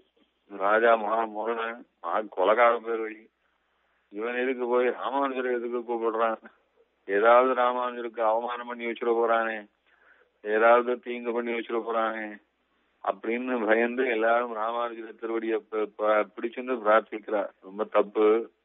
ராஜா கூப்பிட வேண்டிய முறையில கூப்பிடல. ராஜ சேவகர்கள் ஒரு கூப்பிடுறானவன். ராஜா கூப்பிடும் ஒரு ஆச்சாரியாவை கூப்பிடுறதுன்னா அதுக்கு தகுந்த மாதிரியா வித்வான்களை அனுப்பிச்சு கூப்பிட்டான்னா அது அழகு. அவன் ராஜ சேவகர்களை விட்டு கூப்பிடுறான். என்னமோ பயமா இருக்கு, தப்பு இருக்கு, இவன் முன்னாலே போய் நிக்க கூடாது, நாங்க போறோம் அப்படின்னா. பாஷையாரர் சொன்ன நாங்க போறோம்னா நான் நீங்க போனா ஏன் அவரை கூப்பிட்டு வரல அப்படின்னு அவன் அதுக்கு ஏதாவது கோவிச்சுக்க போறானே, முரணன் தண்டிக்க போறானே அப்படின்னு. இல்ல பாஷைக்காரர் மாதிரியே வேஷம் போட்டுண்டு அரியன் இத்தனைக்கும் கூறத்தாழ்வான் கிரகஸ்தர். கூறத்தாழ்வான் அரியன் பாஷைக்காரர் மாதிரியே திருதண்டமும் கஷாயமும் நான் போய் நிக்கிறேன், பாஷைக்காரர் போகக்கூடாது, அவன் முன்னாடி போகக்கூடாது, அவன் அவமதிச்சிருவான், இன்னும் துட்டத்தனம் பண்ணுவான், என்ன பண்ணுவானோ தெரியாது அப்படின்னு அத அப்படியே முன்கூட்டியே ஊகிச்சுண்டு பாஷைக்காரரை எப்படியோ சொல்லி சமாதானப்படுத்தி அவரை ஸ்ரீரங்கத்தை விட்டு முதல்ல புறப்படும், இனிமேல் அவன் கண் பார்வைப்பட்டாலே நமக்கு தீங்குதான் அப்படின்னு அவரை எப்படியோ வெளியில அனுப்பிச்சுட்டு ஸ்ரீரங்கத்தை விட்டு வெளியில அனுப்பிச்சுட்டு பாஷைக்காரருக்காக அந்த ஸ்தானத்திலே குரத்தாழ்வான் தான் போய் நின்று குரத்தாழ்வான பார்த்த உடனே ஆத்திரத்துல எங்க உங்க பாஷைக்காரர் அப்படின்னு சொல்ல பாஷைக்காரத்து மேல்நாட்டுக்கு தப்பிச்சுட்டு போயாச்சு. அதுக்குள்ளயும் மேல்நாடு அப்படின்னு சொன்னா இந்த காலத்துல மேல்நாடுன்னு சொன்னா அமெரிக்கா லண்டனை சொல்லுவா. அந்த காலத்துல இங்க தமிழ் தேசத்துல மேல்நாடுன்னு சொன்னா கர்நாடக தேசத்தை சொல்றது. அதுல முக்கியமாக பாஷைக்காரர் திருநாராயணபுரத்துக்கு அப்ப எழுதினதுதான். அப்ப கர்நாடக தேசம் பூராவும் ஸ்ரீ வைஷ்ணவ ஸ்ரீ ஆகிற பெரிய ஒரு மகா தனத்தை அடையறதுக்கு ஒரு பெரிய வாய்ப்பாச்சு அது. இதெல்லாம் பகவானுடைய லீலை. அந்த பகவானுடைய லீலையில ஆத்மக்ஷேமம் உண்டு, ஜீவர்களுக்கு அனுகிரகம் உண்டு. அந்த மாதிரியான வழியில தான் அந்த சந்தர்ப்பமும் ஏற்பட்டது. பாஷிகாரத்தை என்ன அங்க மேல்நாட்டுக்கு போய் திருநாராயணபுரத்திலே ஸ்தாபிச்சு இன்னைக்கு திருநாராயணபுரத்தை சுத்தி இருக்கிற அந்த மைசூர் பிரதேசங்கள் பூராவும் அப்படி ராமானுஜான்னு ராமானுஜரிடத்துல ஈடுபட்டு அத்தனை பேரும் அந்த ஸ்ரீ வைஷ்ணவத்தை அவ்வளவு பெரிய ஐஸ்வர்யமா மகாதனமாக கொண்டு குல சம்பத்தா கொண்டாடுறதுலாம் பாஷ்யக்காரர் அன்னைக்கு திருநாராயணபுரத்துக்கு எழுதினதுதான் காரணம் அது. ஆனா இங்கேயோ பாருங்க, குலத்தாழ்வான் இடத்துல வாதம் பண்ணி ஜெயிக்க முடியாம சபையில இருக்கிற அத்தனை வித்வான்களும் சிவாத் பரதரநாசின்னு அவர் கைப்பட எழுதி கொடுக்கணும்னு சொன்னா துரோணமஸ்தி தபஸ்வரம்னு என்ன சிவந்த சப்தத்துக்கு எத்தனையோ அர்த்தம் இருக்கு. அது ஆழாக்கு உழக்கெல்லாம் கூட சிவன் தான் பேரு. அதோட காட்டிலும் பெரிய பதக்கு இல்லையான்னு தெரியல. அதனால துரோணமஸ்தி தபஸ்வரம் அப்படின்னு அலட்சியமா இவரும் எழுதி கொடுக்க அவனுக்கா கோபம் வந்து வாதம் பண்ணி ஜெயிக்க முடியாம சிவனை 25 காரணங்களை காட்டி சிவன் பரதத்துவம் இல்லைன்னு ஸ்தாபிக்கிறார். அப்ப கூறத்தாழ்வான் அவளே ஒன்னும் பதில் சொல்ல முடியல. 25 காரணமும் சரியா வாபையான காரணங்கள். இந்த கூரேச விஜயம்னு சொல்லுவா இந்த விஷயத்த. 25 காரணங்களினாலே சிவனை பரதத்துவமா ஒத்துக்கவே முடியாது. சாமானிய ஜீவன் தான் அவன். பகவானுக்கு கைங்கரியம் பண்ணக்கூடிய தாசனவன் பெருமாள் கொடுத்த பிச்சையினாலே அவன் இந்த ஸ்தானத்தில் இருக்கான். நம்ம போலே கர்ம வைஷ்யன், நம்ம போலே கஷ்டப்படுறவன். அவனுக்கும் ஜென்மாக்கள் எல்லாம் உண்டு. பெருமாளை அவன் தான் எப்பவும் உயர்ந்த விஷ்ணு பக்தனாயிருந்து பெருமாளை ஆராதிச்சுருக்கான். இப்படி பல பிரமாணங்களை சரியா எடுத்துக்கொண்டு அது பெரிய ஆச்சரியமான விஷயம், சப்ஜெக்ட் அது. அதெல்லாம் நிரூபிச்சா கோபம் வந்துடுச்சு. பிடுங்கவர் கண்ண அப்படின்னு. எங்க பெருமாளையும் எங்க ஆச்சாரியாலையும் இவ்வளவு துவேஷிக்கிற உன்னை பார்த்த பாவம், இப்ப ஏற்பட்ட பாவத்தை பண்ணியிருக்கிற கண்ணாலே இனிமேலும் இந்த லோகத்திலே நான் ஒரு பார்க்கணும், உன்னை பார்க்கணுமா, இந்த கண்ணே தேவையில்லைன்னு தன்னுடைய திருக்கரங்களினாலேயே கண்ணை பிடுங்கி போட்டு. ஐயா, அதுவா அந்த ஸ்ரீ வைஷ்ணவ அந்த சம்பத்துல இருக்கிற அவ்வளவு மோகம் கூறத்தாழ்வானுக்கு. இப்பேற்பட்ட ஒரு அவைஷ்ணவனை, இப்பேற்பட்ட ஒரு வைஷ்ணவ துரோகியை, இப்பேற்பட்ட ஆச்சாரிய துரோகிய கண்ட கண்கள் எதற்கு இனிமேல் இந்த கண்ணு வேணும் அப்படின்னு பிடுங்கி போட்டார்னா அந்த குலத்தாழ்வானுடைய அந்த வைஷ்ணவ அந்த தனத்துல இருக்கிறது அந்த மோகத்தை சொல்லணும். அப்படி கூறத்தாழ்வான் பாஷிகாரத்துல ஈடுபட்டு இருந்தது, வைஷ்ணவத்துல ஈடுபட்டு இருந்தது, ஆத்ம குணத்தோட இருந்தது. எத்தனை வலியும் பொறுத்தாலும் வைஷ்ணவன் அப்படிங்கிற அந்த ஒரு பெருமை மாத்திரம் போதும். அதற்காக எதையும் தியாகம் பண்ணலாம்னு எழுதியிருந்தார் அப்பேற்பட்ட கூறத்தாழ்வான். அதுக்கப்புறம் கூறத்தாழ்வான் பெரிய நம்பிகளோட அந்த கங்கை கொண்ட சோழபுரம் வழியா வெளியில வரார். வெளியில வரும்போது கங்கை கொண்ட சோழபுரத்து எல்லையிலேயே பெரிய நம்பிகள் திருநாட்டுக்கு வெளியிட்டார். அவரு சிரமம் தாழல அவருக்கு. அப்போ யாருமே இல்லை. பெரிய நம்பிகளும் அவருடைய குமாரத்தி திருத்துழாயும் கூறத்தாழ்வான் மட்டும்தான். 3 பேர்ல கூறத்தாழ்வா பெரிய பெரிய நம்பிகள் திருநாட்டு வேலையாச்சு. ஒரு வயல் வெளியிலே பெரிய நம்பிகள் திருநாட்டு வேலையாச்சு. அவரை மேற்கொண்டு சம்ஸ்காரம் பண்றதுக்கு கூட கூறத்தாழ்வானுக்கு சக்தி இல்லை. கண்ணை பிடிங்கி போட்டுவிட்டா ரத்தமா கொட்டுறது, நோவு தாங்கல. அந்த சந்தர்ப்பத்திலையும் யாரோ சில பேர் அந்த பக்கமா போனவா, ஐயோ பாவம் யாரோ ஒருத்தருக்கு விழுந்து கிடக்கிறார், இவருக்கோ கண்ணு தெரியல, அனாதையா கிடக்கிறார், பார்த்தா வசந்த ஆச்சாரியரா தெரிகிறார். பெரிய நம்பிகள் யாருன்னு தெரியல அவளுக்கு. அவ யாரோ பிராமணாள் அநாத பிரேத சம்ஸ்காரம் பண்ணினவாளுக்கு அஸ்வமேத பலன்னு சொல்லிருக்கு. அவளுக்கு உயர்ந்த பலன்னு சொல்லிருக்கு. அவளுக்கு தீட்டே கிடையாது. அநாத பிரேத சம்ஸ்காரம், பிராமண சம்ஸ்காரத்தை அநாத பிரேத சம்ஸ்காரம் பண்ணினா அவளுக்கு தீட்டே கிடையாது, தோஷமே கிடையாது, அஸ்வமேத பலன் அப்படின்னு வசத்தையா சொல்லிருக்கு. அப்படிங்கறதுனால யாரோ வசந்த பிராமணர் ஒருத்தர் அவர் இப்போ பரமதிச்சுட்டார், அதனால அவருக்கு சம்ஸ்காரம் பண்ணலாம்னு ஆசைப்பட்டு சில பிராமணாள் அப்பதான் எல்லாரும் சேர்ந்து வரா. வந்த போது குரத்தாழ்வான் பக்கத்துல இருந்து பேசுறா. அநாத பிரேத சம்ஸ்காரம் பண்ணா நல்லது, வாங்கோ, வசந்த ஒரு வைஷ்ணவர் ஒருத்தர் விழுந்து போயிட்டாரு போல இருக்கு, பக்கத்துல இருக்கிறவருக்கு ஒன்னும் தெரியல, கண்ணும் தெரியல, ரொம்ப திண்டாடுறார் அப்படின்னு பேசிக்கிறத கேட்டுட்டு குரத்தாழ்வானுக்கு கோபம் வந்துடுத்தான். அதத்தான் வியாக்கியானங்களை வீட்டுல சொல்லும் போது, ஒரு நாளும் ஒருவரையும் ஒரு வார்த்தையும் சொல்லி அறியாத ஆழ்வான். அந்த வார்த்தை ரொம்ப அவசியமா கவனிக்கணும். ஒரு நாளும் ஒருவரையும் ஒரு வார்த்தையும் சொல்லி அறியாத ஆழ்வான். அன்னைக்கு கோவிச்சுட்டாரான். ஒரு வைஷ்ணவனையானாக சொல்றாள். ஒரு வைஷ்ணவனுக்காக நித்திய விபூதியும் லீலா விபூதியும் எல்லாம் பெருமாள் திருஷ்டித்து வைத்திருக்க, உபய விபூதியும் வைஷ்ணவனுக்கு என்ன ஆக்கி வச்சிருக்க ஒரு வைஷ்ணவனையும் அநாதை என்று சொல்வீர்கள் அப்படின்னு கோவிச்சுட்டாராம். என்ன உபய விபூதி, நிலம் நீர் காத்து இதெல்லாம் கூட வைஷ்ணவனுக்காக ஏற்படுத்தினதுதான். இந்த இவனுக்காக ஏற்படுத்தினதுன்னா மற்ற ஜீவராசிகள்லாம் குறைச்சுட்டு இருக்கு. உலகமே வைஷ்ணவனுக்காகத்தான் சிருஷ்டிச்சிருக்காரு பெருமாள். உன்னி உலகம் படைத்தான் கவியாயினே இருக்குன்னு நம்ம ஆழ்வார். சென்று சென்றாய் இளங்கண்டு சென்மங் கழிப்பான் எண்ணி உன்னி உலகம் படைத்தான் கவியாயினே இருக்கு. லோகத்துல இருக்கிற அத்தனை பதார்த்தங்களும் நிலம் நீர் தீ காத்து எல்லாம் வைஷ்ணவனுக்காக தான் பெருமாள் சிருஷ்டி பண்ணி வச்சார். இவனுக்காக சிருஷ்டி பண்ணி வச்சதுல மற்றவாளும் ஜீவிச்சுட்டு இருக்காளே வழியா எப்படி ஒரு அனாதையாக முடியும்? பெருமாளும் நித்தியசூரிகளும் இத்தனை வைஷ்ணவாளும் லோகம் எல்லாம் வியாபிச்சிருக்கு, ஒரு வைஷ்ணவன் அனாதன்னு சொல்லலாமோன்னு கோபம் வந்துடுத்தான் அவருக்கு. வைஷ்ணவன் அனாதைன்னு சொல்றேன் அப்படின்னு கோவிச்சுட்டாராம். இந்த வார்த்தை கூட அவர் கோவிச்சுக்க மாட்டாராம். நான் கூறத்தாழ்வன். அதான் பாஷியாருடைய சிஷ்யால பாருங்க. அப்ப அதுக்காக எல்லாம் நான் பயந்துட்டு போயிட்டா. யாரு பின்ன கைங்கரியம் பண்ணுவான்னா திடீர்னு ஒரு வைஷ்ணவ கூட்டம் ஒண்ணு வந்துதான். யார் ஒண்ணுமே சொல்லல. ஸ்ரீ நம்பிகளால பண்ணிட்டு போனா, சம்ஸ்காரம் பண்ணினா, அவ பாட்டுக்கு போனா மறைஞ்சே போயிட்டா. நித்திய சூரிகள் வந்து பெரிய நம்பிகளுக்கு, நித்திய சூரிகள் பெருமாள் அனுப்பித்து வைத்த நித்திய சூரிகள் வந்து பெரிய நம்பிகளுக்கு உத்தர கைங்கரியத்தை பண்ணிட்டு போனா அப்படின்னு நம்ம சம்பிரதாயத்துல நம்பிக்கை. இவர் கூரத்தாழ்வான் வண்டவாள கோவிச்சென்று அனுப்பிச்சா விட்டு அதுக்கப்புறமும் யாரு வந்து பண்ணி வச்சிருப்பான்னு திடீர்னு வந்தாலாம் பலபலான்னு துவாரசை உத்வகங்களோட ஒரு சில பேர் வந்து பெரிய நம்பிகளை எழுந்தருளை கொண்டு போய் பாஷ்யக்காரருடைய ஆச்சாரியனுக்கு கைங்கரியம் யார் பண்ணான்னா உத்தர கைங்கரியம் நித்தியசூரிகள் பண்ணான்னு எழுதி வச்சிருக்காங்க. அந்த மாதிரியான பிரபாவம் கூரத்தாழ்வானுக்கும் பாஷ்யக்காரருக்கும். அப்பேற்பட்ட கூரத்தாழ்வான் அதுக்கு பிறகு திருமாலிருஞ்சோலையிலே போய் வெளியிருந்தார். திருமாலிடத்திலே சதா பிரார்த்திச்சு கொண்டிருந்தார், நான் எப்பொழுது மீண்டும் பாஷ்யக்காரருடைய சேரப்போறேனும், எனக்கு வாழ்க்கையில வேறொரு ஆசை இல்லை, திருப்பியும் ஸ்ரீரங்கத்திலே ஸ்ரீரங்கஸ்ரீ குறையாம யதாபூர்வம் பாஷ்யக்காரம் எழுந்தருள் இருந்து நானும் அவருடைய திருவடியிலேயே எழுந்தருள் இருந்து இருக்க வேண்டும்னு பிரார்த்திச்சு கொண்டிருந்தாராம்.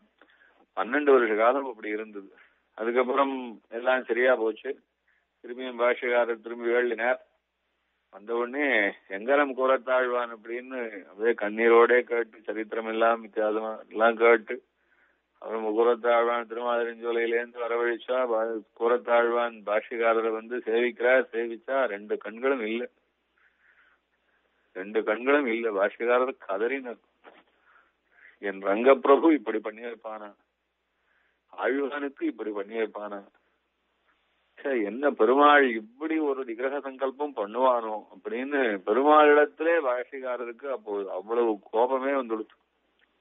என் ரங்கப்பிரபு இப்படி பண்ணி வைப்பானா, ஆழ்வானு இப்படி பண்ணி வைப்பானா, இப்படி கண்களை பறிச்சுட்டானே, என்ன நிகிரக சங்கல்பம் பெருமாளுடையது என்ன. அவர் பாஷ்யக்காரர் அவ்வளவு வருத்தப்பட அதை விட அதிசயமா அற்புதமா உத்தமமா ஆத்ம குணத்தோட கூரத்தாழ்வான் சொன்ன வார்த்தையை கவனிக்கணும். இது பெருமாள் குத்தம் இல்ல, என் கண்ணை பறிச்சது என் குத்தம் தான்.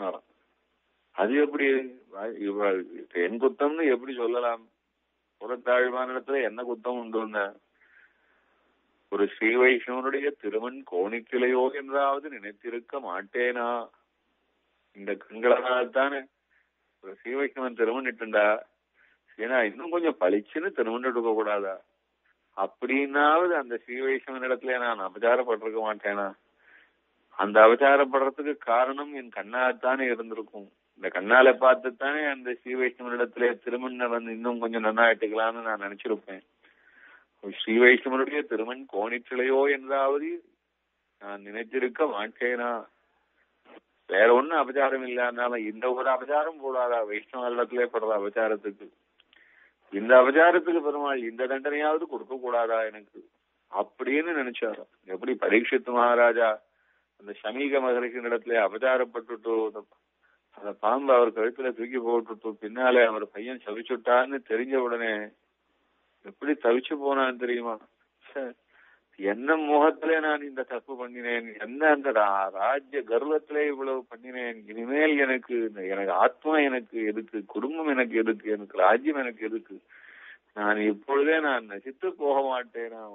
பிராமணர் இடத்திலே மகர்ஷியின் இடத்திலே தபஸ்வியின் இடத்திலே அபச்சாரப்படும் முடியானதான கர்வம் வந்தா இந்த ஆத்மாதான் என்னத்துக்குன்னு பரீட்சித்து மகாராஜா கதறினான்னு பாரத பாகவதத்திலே சாய்க்கிறார் வாருங்க சுகபிரமரிஷி. அதுபோல கண்ணை பறிகொடுத்து தரிசனத்துக்காக தரிசனம் கொடுத்தவர்னு சொல்லுவார். கண்ணையும் பறிகொடுத்து கூரத்தாழ்வான் அந்த கண்ணு போனதுக்காக கொஞ்சம் கூட வருத்தப்படாம அது பெருமாள் மேல தப்பில்லை, இன்னொருத்தர் மேல தப்பில்லை, நானேதான் ஆயிடுகன்னு கூரத்தாழ்வான் சொன்னாலே, நானேதான் ஆயிடுக, என் பாவம் தான் என்னை இப்படி பண்ணி வச்சது அப்படின்னு நினைக்கும்படியா. அதுதான் ஆத்மகுண பூர்த்திய சொல்றது. எந்த பாபமும் எந்த கஷ்டமும் அது இன்னொருத்தர் கொடுத்து வரது கிடையாது. எல்லா பாபமும் எல்லா கஷ்டமும் நாமேதான் நமக்கு செஞ்சுக்கிறது. இதுதான் நம்முடைய கர்மாவை நாம் தான் செஞ்சுக்க முடியும்.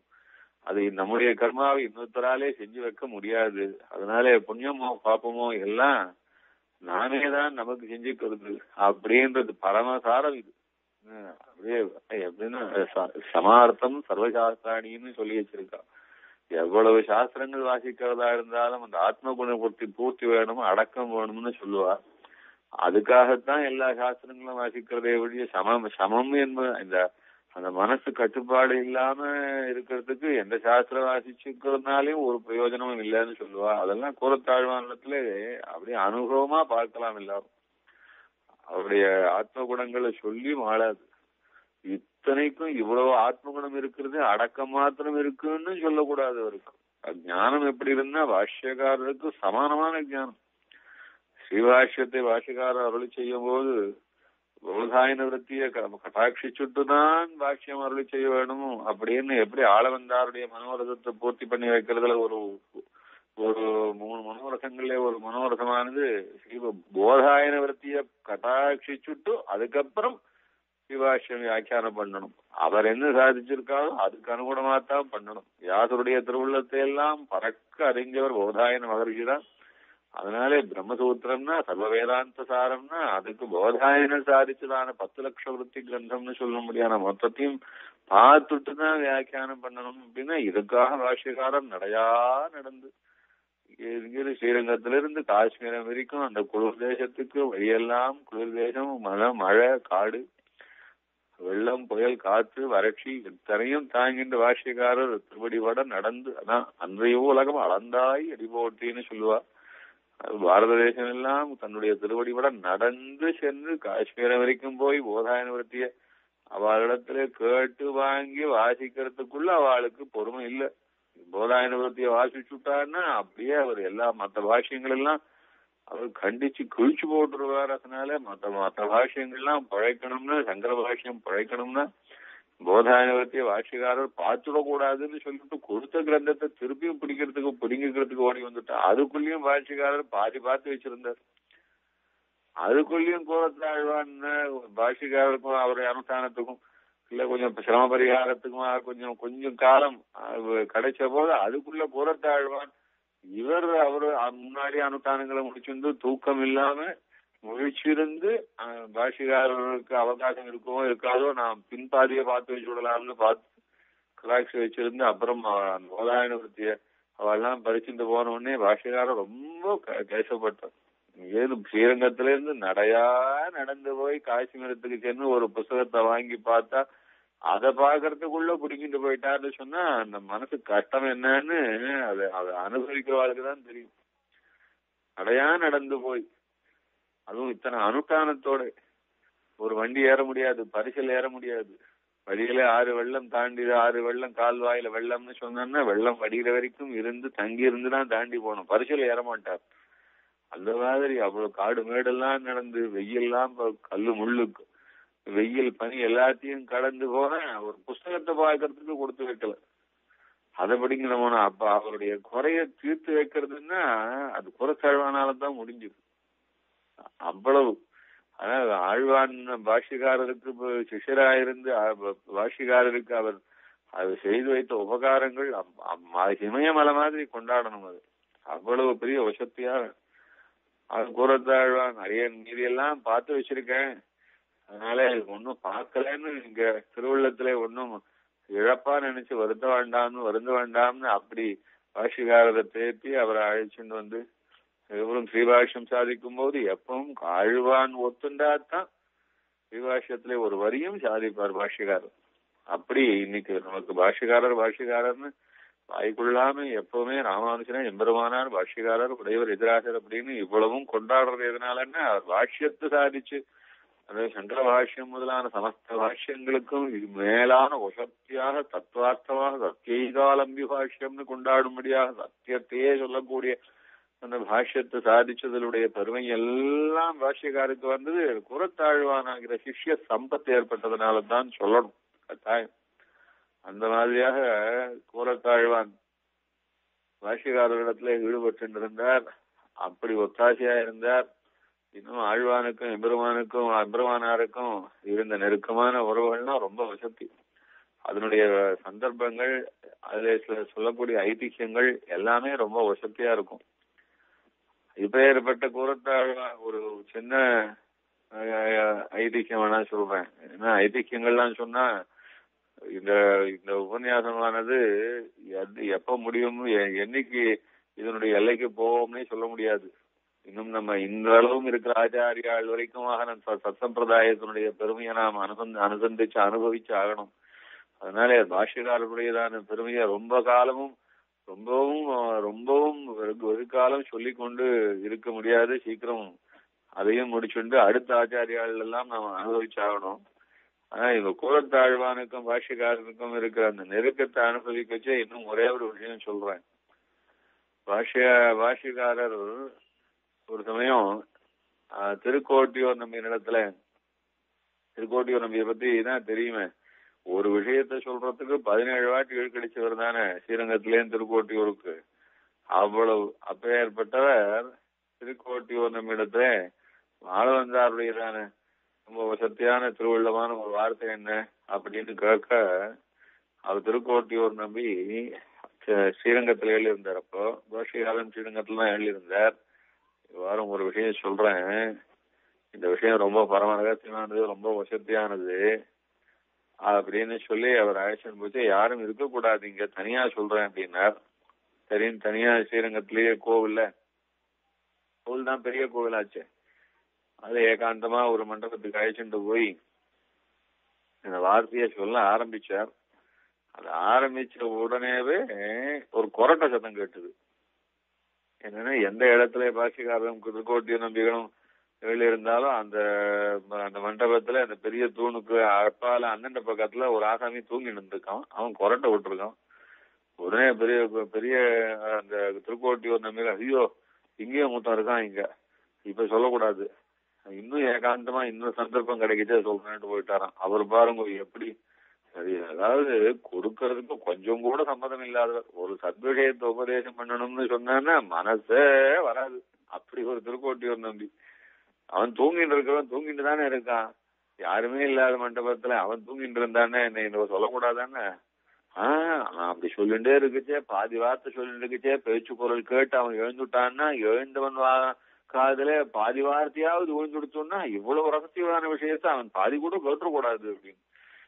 அப்படியே ஐஸ்வர்யத்திலேயே அவன் ஏதோ கொஞ்சம் பிடிக்கின்னு ஓயிடுவானோ அப்படின்ற மாதிரி பயம் மாதிரி வார்த்தை. ஏன்னா அப்படி சம்பிரதாயத்துல இருக்கிற சத் சம்பிரதாய விஷயங்கள் எல்லாம் ஐஸ்வர்யத்தை காட்டிலும் வசத்தி யாருக்கும் வீணா கொஞ்சம் கூட காட்டி கொடுத்துடக்கூடாது அப்படின்னு அப்படி காப்பாத்தினா பெரியவாள். அதுதான் சுவாமி தேசிகன் சாதிக்கும் போது நம்முடைய சம்பிரதாயம் இருக்க சிம்மி ஸ்தன்யம் போல விஜாதியருக்கு ரசம் தெரியாம இருக்கும் அப்படின்னு. என்ன அது வைஷ்ணவம்னா எப்பேற்பட்டது, அந்த விஷ்ணு பக்தியும் சரணாகதி சாஸ்திரமும் அது ஆச்சாரியால் ரகசியமா காப்பாத்திட்டு வந்ததும், அது ஒரு ஜீவாத்மாவுக்கு செஞ்சு வைக்கக்கூடிய கோடி நன்மைகளும் இதெல்லாம் இன்னொருத்தனுக்கு எடுத்து பிரகாசப்படுத்தி தூக்கி போட்டு காட்டி எல்லாம் அட்வர்டைஸ் பண்ணி டிவியில சொல்லி ரேடியோல சொல்லி பேப்பர்ல அடிச்சு போட்டு புஸ்தகங்களா பேம்ப்லெட் அடிச்சு விட்டு வாங்க அந்த மாதிரி கூப்பிடுற விஷயமா இது. எப்படி பெருமாளுக்கும் ஜீவனுக்கும் இருக்க உறவு மாதிரி இது ரொம்ப அந்தரங்கமானதாச்சு. அதனால சிம்மி தன்யம் போல விஜாதியருக்கு ரசம் தெரியாதே அப்படின்னு. சிங்கத்தினுடைய பால் அப்படின்னு இது வரைக்கும் யாராவது ஒருத்தர் வாயு விட்டு சொல்லவாவது சொல்லியிருக்காளா, கேட்கவாவது கேட்டிருக்காளா? புலிப்பால்னு கூட ஏதோ ஒரு பேச்சுக்கு சொல்லுவா, அவன் புலிப்பால கூட கொண்டு வந்துருவான்னு அப்படி சொல்றவா கூட, அப்படி அலட்சியமா பேசுறவா கூட சிங்கத்தும் பாலுன்னு ஒரு வார்த்தை ஒருத்தனும் பேசினது இல்லையே.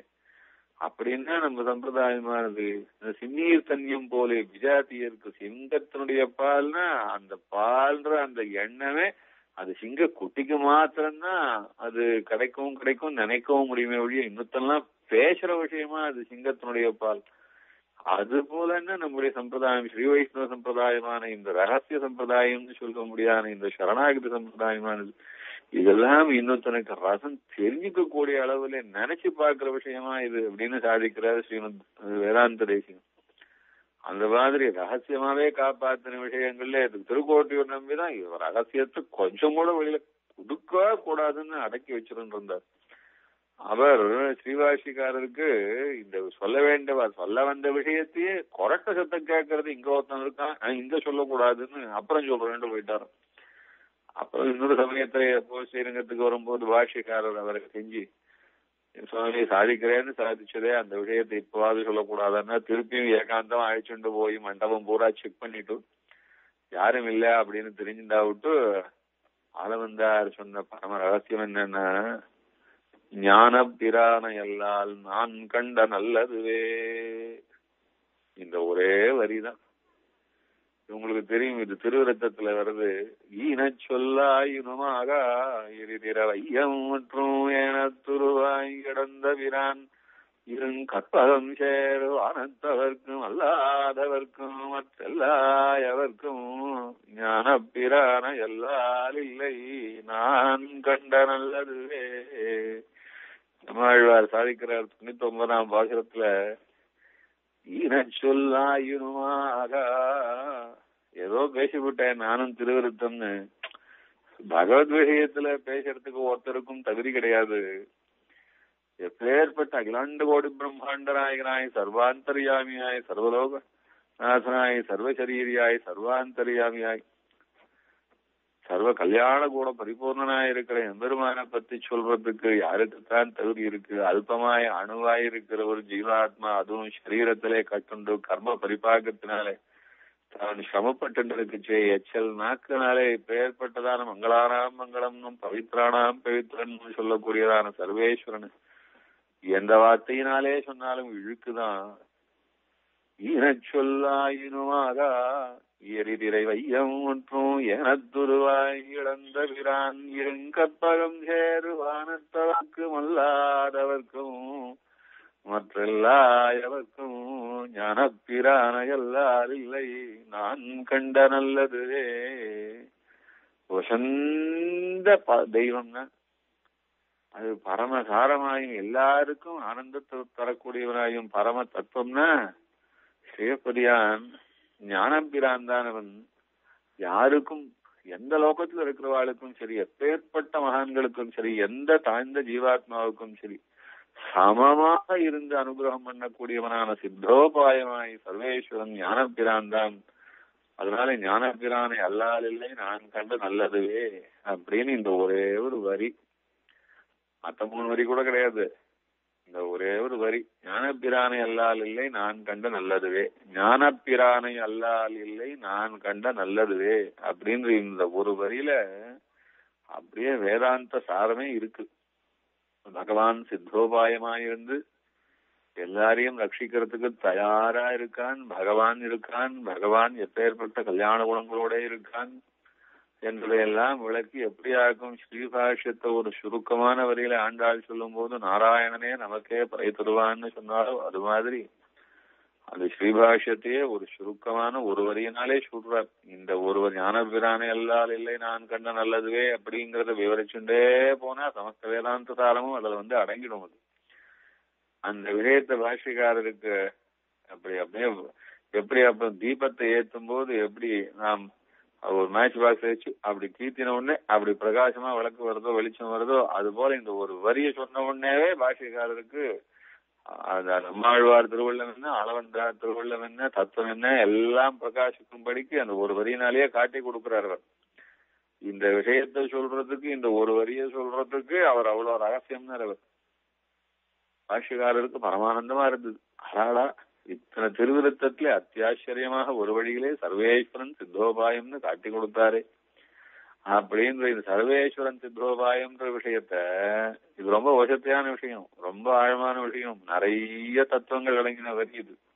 நான் இப்ப சொல்லும் போது கேட்கிறவாளுக்கு புரியறதோ புரியலையோ, ஆனா சர்வேஸ்வரன் சித்தோபாயம் என்கிறதான இந்த விஷயத்தை விளக்கறதுக்கு தான் ஆழ்வார் திருவாய்மொழி பூராவும் 1000 பாசுரத்தினாலே பாடி வச்சிருக்கார். இதெல்லாம் ரொம்ப பெரிய சமாச்சாரம் இது. அதுதான் சுவாமி தேசிகன் தாத்பரிய ரத்னாவளியில சாதிக்கும் போது சர்வேஸ்வரன் சித்தோபாயம்னு சொல்ற இதுதான் பரமசாரம் திருவாய்மொழிக்குன்னு தாத்பரிய ரத்னாவளியில் சாதிக்கிறார்கள். 1000 பாசுரங்களினாலும் சொன்னது சர்வேஸ்வரன் சித்தோபாயம்னு. அந்த சர்வேஸ்வரன் எப்படி சித்தோபாயம் ஆகிறான் அப்படின்னு சொன்னா 10 காரணங்களினாலே சித்தோபாயம் ஆகிறான். என்ன 10 காரணங்களினாலே சித்தோபாயம் ஆகிறான் அப்படின்றத விளக்கி, அதுக்கு மேல அந்த 10 காரணங்கள் எதனாலே அப்படின்னா அதுக்கு 10 கல்யாண குணங்கள் இருப்பதனாலே பெருமாள் சித்தோபாயம் ஆகிறான்னு சொல்லி, அந்த ஒவ்வொன்றுக்கும் 10 காரணங்கள் இருக்குன்னு சொல்லி மொத்தம் 10 பெருக்கல் 10 10 பெருக்கல் இப்படி 3 10 × 10 × 10ன்னா 1000 ஆறுது. 1000 குணங்களைத்தான் ஆழ்வார் 1000 பாசுரங்களினாலே பாடுகிறார் அப்படிங்கிறது. சேவா யோக்யோதி போக்ய சுபசுபகதனு சர்வபோக்யாதிசாயி ஸ்ரேயஸ்தேதுதாதா பிரபதன சுலபானிஷ்ட வித்வம்சீலா பக்தச்சந்தானுவருத்தே நிருபதிகது சத்பதவ்யாம் சகாயா ஸ்ரீமான் சர்வோஜிதாயாம் உபனிஷதிமிஷத்யேஷ காதாஜதைர்னா அப்படின்ற ஸ்லோகம் கேள்விப்படுறவர்கள். இதுல 10 காரணங்களினாலே பெருமாள் சித்தோபாயமாகிறார்னு சொல்லி 10 அருளி செய்தார் நம்ம ஆழ்வார். அந்த 10 பதிகங்கள் அருளி செய்கிறார். 10 பதிகங்கள், ஒவ்வொரு பதிகங்களிலும் 10 காரணங்களை சொல்றார், 10 வாசகங்களினாலே சொல்றார். இப்படி ஞானப்பிரானை அல்லால் நான் கண்ட நல்லது என்று சொன்னதான இந்த விஷயத்த பகவான் சித்தோபாயம் தான் விஷயத்த, சித்தோபாயம்னு என்ன, தயாரா இருக்கிற உபாயம்னு அர்த்தம். நம்ம ரட்சிக்கிறதுக்காக காத்துண்டு எதிர்பார்த்துண்டு அவகாசம் கிடைக்குமான்னு சர்வதா ரட்சகனாய், சர்வத்திர ரட்சகனாய், சர்வ பிரகார ரட்சகனாய், சர்வ பேரையும் ரட்சிக்க கூடியவனாய், பெருமாள் அவசர பிரதீட்சனாய் சதா நம்ம எதிர்பார்த்து கொண்டு காத்திருக்கிறதான சர்வேஸ்வரன் சித்தோபாயம் அப்படின்னு இதை விளக்குறது தான் இந்த திருவாய்மொழி. அந்த திருவாய்மொழி சாரம் எல்லாம் ஒரு வரியில் இருக்கு. திருவாய்மொழியே வேதாந்த சாரம் இப்படின்ற இவ்வளவு அர்த்தத்தையும் பாஷ்யக்காரருக்கு அப்படி பட்டுன்னு விளக்கு ஏற்றி கொடுக்குற மாதிரி டக்குன்னு ஒரு வரியினாலே சொல்லி கொடுத்தார். இதை ஆள வந்தார் சொல்லி கொடுத்தாருன்னு சொல்லி திருக்கோட்டியூர் நம்பி சொன்னா, இந்த வரிய வாங்கின்றவர் அவரோ இதை ஒருத்தருக்கும் சொல்ல, அவர் எப்பவும் இது ஒண்ணு சொல்லி வைப்பார். திருக்கோட்டியூர் நம்பி பரம ரகசியத்தை இறைச்சுடாத யாருக்கும் சொல்லி வைப்பார். இந்த வாங்கின்றவர் மத்தியானம், அது நல்ல பகல் உச்சி வேலை, இந்த உபதேசத்தை வாங்கின்றவர் சொல்லாத அப்படின்னு அவர் சொல்லி வச்சாருன்னா அந்த நேர கூரத்தாழ்வானுடைய திருமலைக்கு போனாராம் பாஷ்யக்காரன். இத்தனை சிஷ்யாள் மத்தியத்துல இவ்வளவு வசதியான விஷயம் இந்த ஒரு வரியில ஆழ்வார் சொல்லியிருக்காரு அப்படிங்கிறத நம்ம கூரத்தாழ்வானிடத்துல நாம சொல்லாம இருக்க முடியுமோ அப்படின்னு சொல்லி கூரத்தாழ்வான் கிட்ட போனாராம். அப்ப கூரத்தாழ்வான் அப்பதான் மத்தியானம் ஆத்துல அப்பதான் சாப்பிட்டு இருந்தார். அப்பதான் அபிஷேகம் இருந்தார். அபிஷேகம் இருந்தவர் பாஷ்யக்காரர் வந்ததை பார்த்துட்டு பதறிண்டு ஆச்சாரியனை மாத்தி கொள்ளிட்டாரு அப்படின்னு பதறிண்டு அவரை வரவேற்றா, அவர் இல்ல ஒரு முக்கியமான விஷயமா வந்தேன் அப்படின்னு. என்ன முக்கியமான விஷயம்னா, திருக்கோட்டியூர் நம்பி சாய்ச்சார் ஆள வந்தார் சொல்லியிருக்காருன்னு. அப்படியே பரமசாரம் என்னன்னா, நம்மாழ்வாருடைய திருவுள்ளம் எல்லாம் இந்த ஒரு வரியில தான் அடங்கி இருக்கு.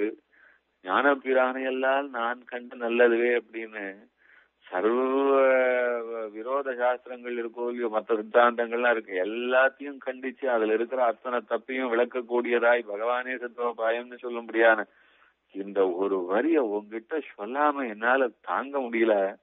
அதனால இதை உனக்கு சொல்லாமல் எனக்கு போகாது, அதனாலே ஓடி உன்னை பாக்குறதுக்கு வந்தேன்னு சொல்லிட்டு போனாராம்.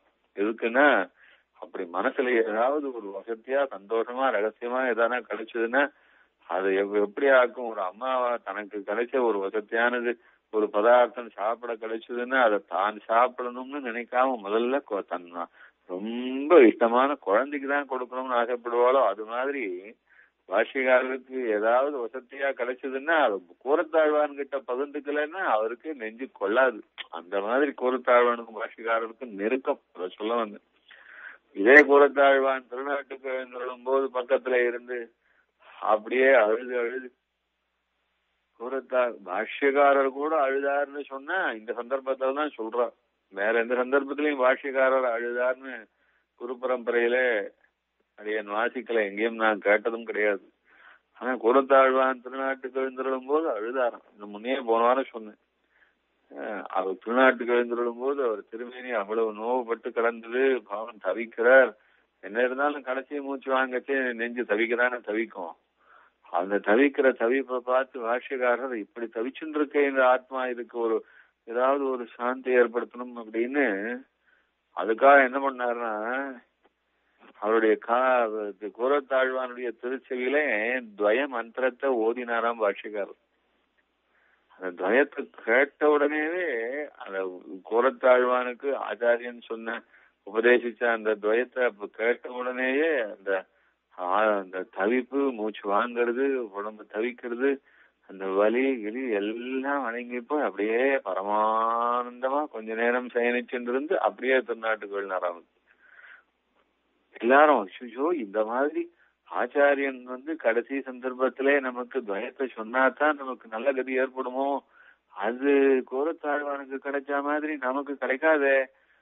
நான் ராமானுஜன் நமக்கு லாமா சொல்ல போறாரு, அப்ப நமக்கு இதுதான் சரம உபாயமாக நமக்கு மோட்சத்துக்கு காரணமா இருக்கணும், ஆனா நமக்கு கிடைக்காது அப்படின்னு முதலிகள் எல்லாரும் பக்கத்துல இருந்தவாள்லாம் அப்படியே திடீர்னு அவ கலங்க ஆரம்பிச்ச போது அப்ப பாஷிகாரர் சொன்னாராம், இது இவருக்கு உபாயமா செய்தோம் இத்தகையிலே இவருக்கு கற்பூரத்தையும் கண்ட சக்கரையும் மாத்திரம் இட்டமாத்திரமன்னோ அப்படின்னாராம்.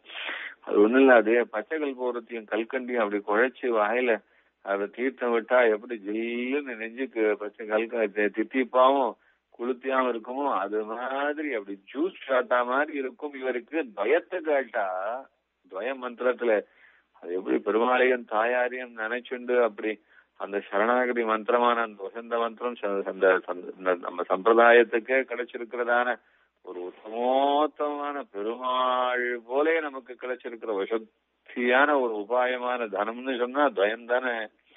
அதைத்தானே நாம் இப்போ சத்சம்பிரதாயம்னு சரணாகதி சம்பிரதாயம்னு இவ்வளவு தூரம் மறைச்சு எந்த மந்திரத்தை நினைச்சு பேசிட்டு இருக்கோமோ அது துவயம் தானே. அது பாஷ்யக்காரர் சரணாகதி கத்தியத்திலேயே கூட துவயத்தை சொல்லச்சு அத்த துவயம்னு மாத்திரம்தான் சொன்னார், அது வெளியில கூட பட்டன்னு சொல்லக்கூடாது.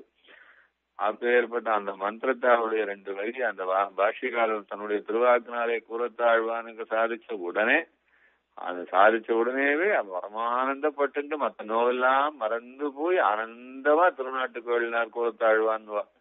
அந்த மந்திரத்தை சொன்ன மாத்திரத்தை கேட்ட மாத்திரத்தினாலே எவ்வளவு ஆனந்தப்படுவாளோ அப்படின்னா அந்த மந்திரத்தினுடைய அர்த்தம் தெரிஞ்சா எப்படி நாம் சில விஷயங்களை கேட்ட போது சில சாதாரண விஷயங்களை பார்க்கும்போது ஏழையா இருக்கிறவன் பணம்னு அலையிறவன் எவ்வளோ சிரமப்பட்டு பணத்தை அடையும் போது அது பார்த்தா சிரமம் எல்லாம் மறந்து போய் திடீர்னு பூரிச்சு போறானோ, அதுபோல பசியோட இருக்கிறவன் அப்படியே வசந்த பதார்த்தம் சாப்பிட கிடைச்சதுன்னா அது கிடைச்ச சந்தோஷத்திலேயே அவனுக்கு கொஞ்சம் பசி அடங்கி போறதோ, அது போல அந்த ஆத்மாவானது ஸ்ரீயப்பதியான திருவடிகளையே நினைச்சு ஏங்கி இருந்துச்சு. அந்த ஸ்ரீயப்பதியினுடைய திருவடிகளை அப்படியே நினைச்சுட்டு ஆசிரியக்கிறதான ஒரு ஆனந்தத்தை கொடுக்குற அந்த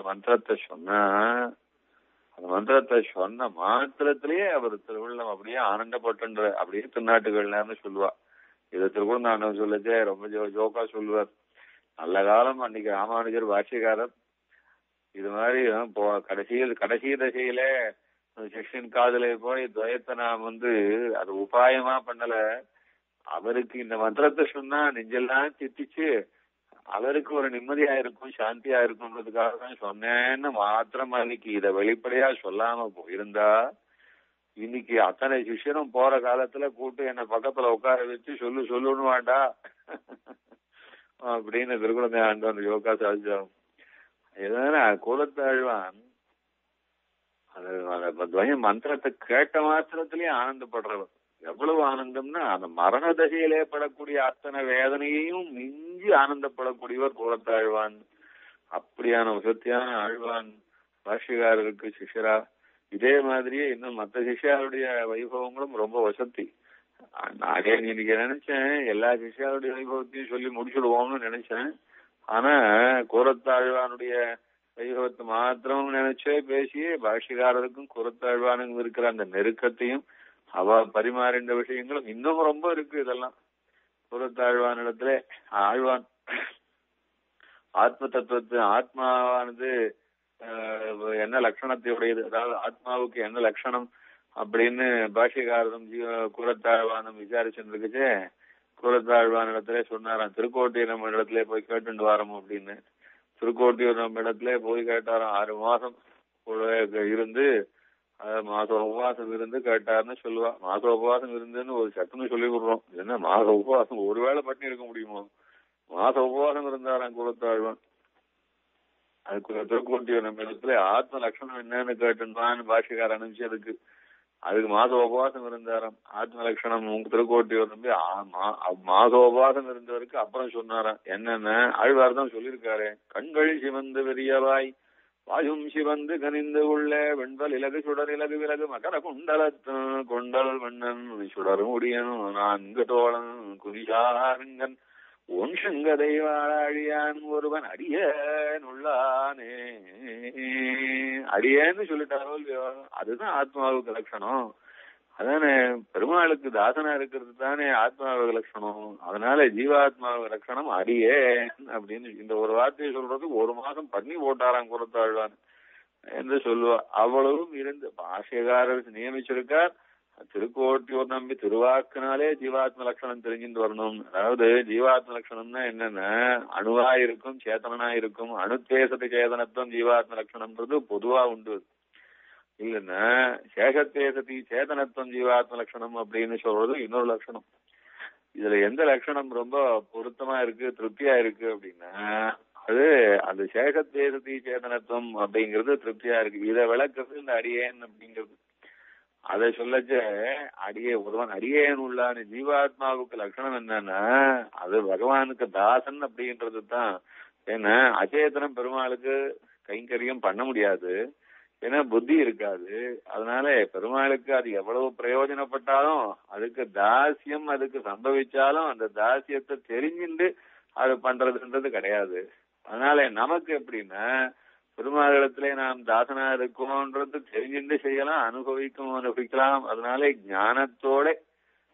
ஞானமும் இருந்து சேஷபூதனாயும் இருக்கிறது பெருமாளுக்கு பிரயோஜனப்படுறதுன்றது ஜீவாத்மாவுக்கு. அதனால ஞானம் இல்லாமலே பெருமாளுக்கு பிரயோஜனப்படுறதுன்றது அச்சேதனத்துக்கு.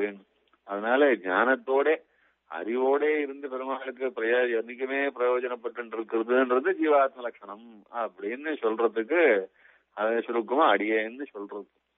அந்த அடியேன் தான் ஜீவாத்ம லட்சணம் அப்படின்னு அவர் உபதேசம் பண்றதுக்கு கூறத்தாழ்வான் 1 மாசம் பாஷிகார் நியமிச்சார்னு போய் மாசம் உபவாசம் இருந்து இந்த வார்த்தையை கேட்டுன்னு வந்தாருன்னு சொல்லி வச்சிருக்கா. அதுபோல கூறத்தாழ்வான்னா பாஷிகாரருக்கு எல்லா விதத்திலும் இஷ்ட விநியோகமாக கூறத்தாழ்வான நியமிக்கலாம்னு அவ்வளவு தூரம் பாஷிகாரரோட பெரியவராக இருந்தாலும் கூட அந்த பாஷிகாரருக்கு தான் என்னைக்கும் அப்படியே திருவடி பொடியாகத்தான் கூறத்தாழ்வான் தன்னை நினைச்சுண்டு பாஷிகாரரிடத்துல அவ்வளவு அபரிமிதமான பக்தியோட இருந்து பாஷிகாரரையே காப்பாத்தி கொடுத்தவர் இல்லையா. அந்த சைவராஜா அவரிடத்திலே போய் பாஷிகாரரை அகப்பட்டுக் கொள்ளாதபடிக்கு காப்பாத்தி கொடுத்து பாஷிகாரரையும் காப்பாத்தி சம்பிரதாயத்தையும் காப்பாத்தினவர் கூறத்தாழ்வான். இப்படி ஆழ்வானுக்கும் எம்பெருமானாருக்கும் பல நெருக்கங்கள் உண்டு என்று இந்த உபன்யாசத்தை இன்னைக்கு இதோட முடிச்சுக்கிறேன்.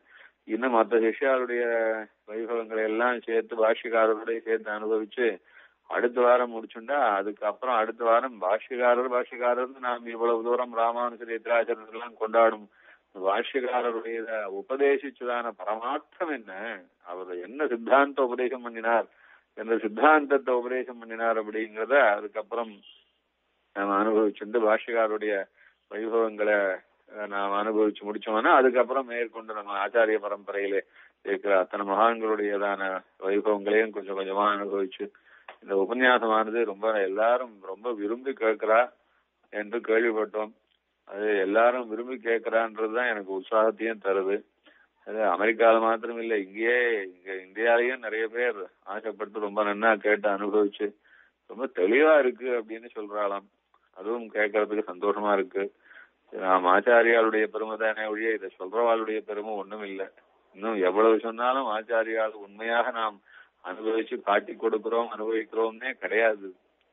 எப்படியாக்கும் சந்திரன் பிரகாசமான சூரியனை கண்ணே இல்லாதவன் பார்த்து ஏதோ பிரகாசம் தெரியறா போல இருக்கே அப்படின்னு சொல்லி மேலே கீழையும் பார்க்கலாமோ, அது போலதான் அந்த ஞானமும் பக்தியும் வைராகியமும் அனுஷ்டானமும் ஏன்னா சத்சம்பிரதாயத்தை காப்பாற்ற வேணும் அப்படின்றதான அந்த ஒரு ருச்சியும் அந்த ஆசை சிஷ்யாளிடத்துல இருந்த வாத்சல்யமும் ஹர்ஷாவதாரத்திலே அவள்லாம் ஆசைப்பட்டு சாட்சாத் பிரமபுரத்திலே இருக்கிற பெருமாள் ஹர்ஷாவதாரத்திலே நமக்கு அதே போல அதே வைபவத்தோடு எழுதியிருக்கான்னு அவ காட்டி கொடுத்து அதனாலே நமக்கு கிடைச்சதும் அதுவும் விசேஷமாக ஒரு உபயவேதாந்த சம்பிரதாயம்னு சொல்லி ஆழ்வான் ஸ்ரீசுக்தியை ரட்சிச்சு கொடுத்து நாகமுனிகள் கிடைக்காத தனத்தை தான் யோக பிரபாவத்தினாலே நம்மாழ்வாரிடம் இருந்து 3500 வருஷம் கழிச்சு மீண்டும் உபதேசமாக பெற்றுண்டு அதை நமக்கெல்லாம் காட்டி கொடுத்ததான பெரிய தனமும் ஐஸ்வர்யமும் அனுபவமும் இதெல்லாம் அபாரமாய் ஒரு சமுத்திரம் கொள்ளாது அப்படி இருக்கக்கூடியதான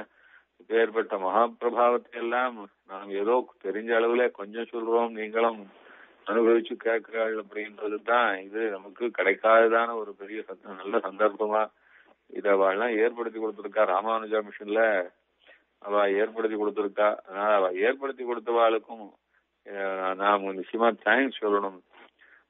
வசத்தியான விஷயத்தை ஏற்படுத்தி கொடுக்கிறவாளுக்கு எப்படி தர்ம ஸ்ருதோவா திருஷ்டோவா ஸ்மிருதோவா கடிதோபிவா அனுமோதித்தோவா ராஜேந்திரா புனாதி புருஷம் சதான்னு நல்ல விஷயத்தை ஏற்படுத்தி கொடுத்தாலுமே கூட அதுவே வசதி தான். நடக்கிறதுன்னு தெரிஞ்சு சந்தோஷப்பட்டா கூட அதுவே வசதி தான். நல்ல விஷயத்துல சென்று பார்த்தால் விசேஷம், அதை கேட்டால் விசேஷம், சொன்னால் விசேஷம். இதெல்லாம் எப்படி எல்லாத்தோட அது நடக்கிறதேன்னு சந்தோஷப்பட்டாலே விசேஷம் அப்படின்னு. அது போல இப்படி வசத்தியான நல்ல விஷயத்தை அவெல்லாம் ஏற்படுத்தி கொடுத்திருக்காளே, இப்படி அனுபவத்தெல்லாம் ஆச்சாரிய அனுபவத்தை அடைய முடியா கிடைச்சிருக்கேன் அப்படின்னு அதையும் நினைச்சுட்டு இன்னைக்கு இந்த வார உபன்யாசத்தை முடிச்சுக்கிறோம். அடுத்த வாரம் திருப்பியும் இதே மாதிரி பாஷ்யகாரருடைய சிஷ்ய சம்பத்தினுடைய பெருமையை அனுபவிக்க போறோம்னு சொல்லிக்கிறோம். கவிதார்க்கிக சிம்மாய கல்யாண மனசாலினே ஸ்ரீமதே வெங்கடேஷாய வேதாந்த குரவே நமஹ. அஹோ பாக்கியம் எங்களுக்கு அடியன் வேற ஒண்ணுமே சொல்லுங்க. பாக்கியம். சரி, ஆட்டம்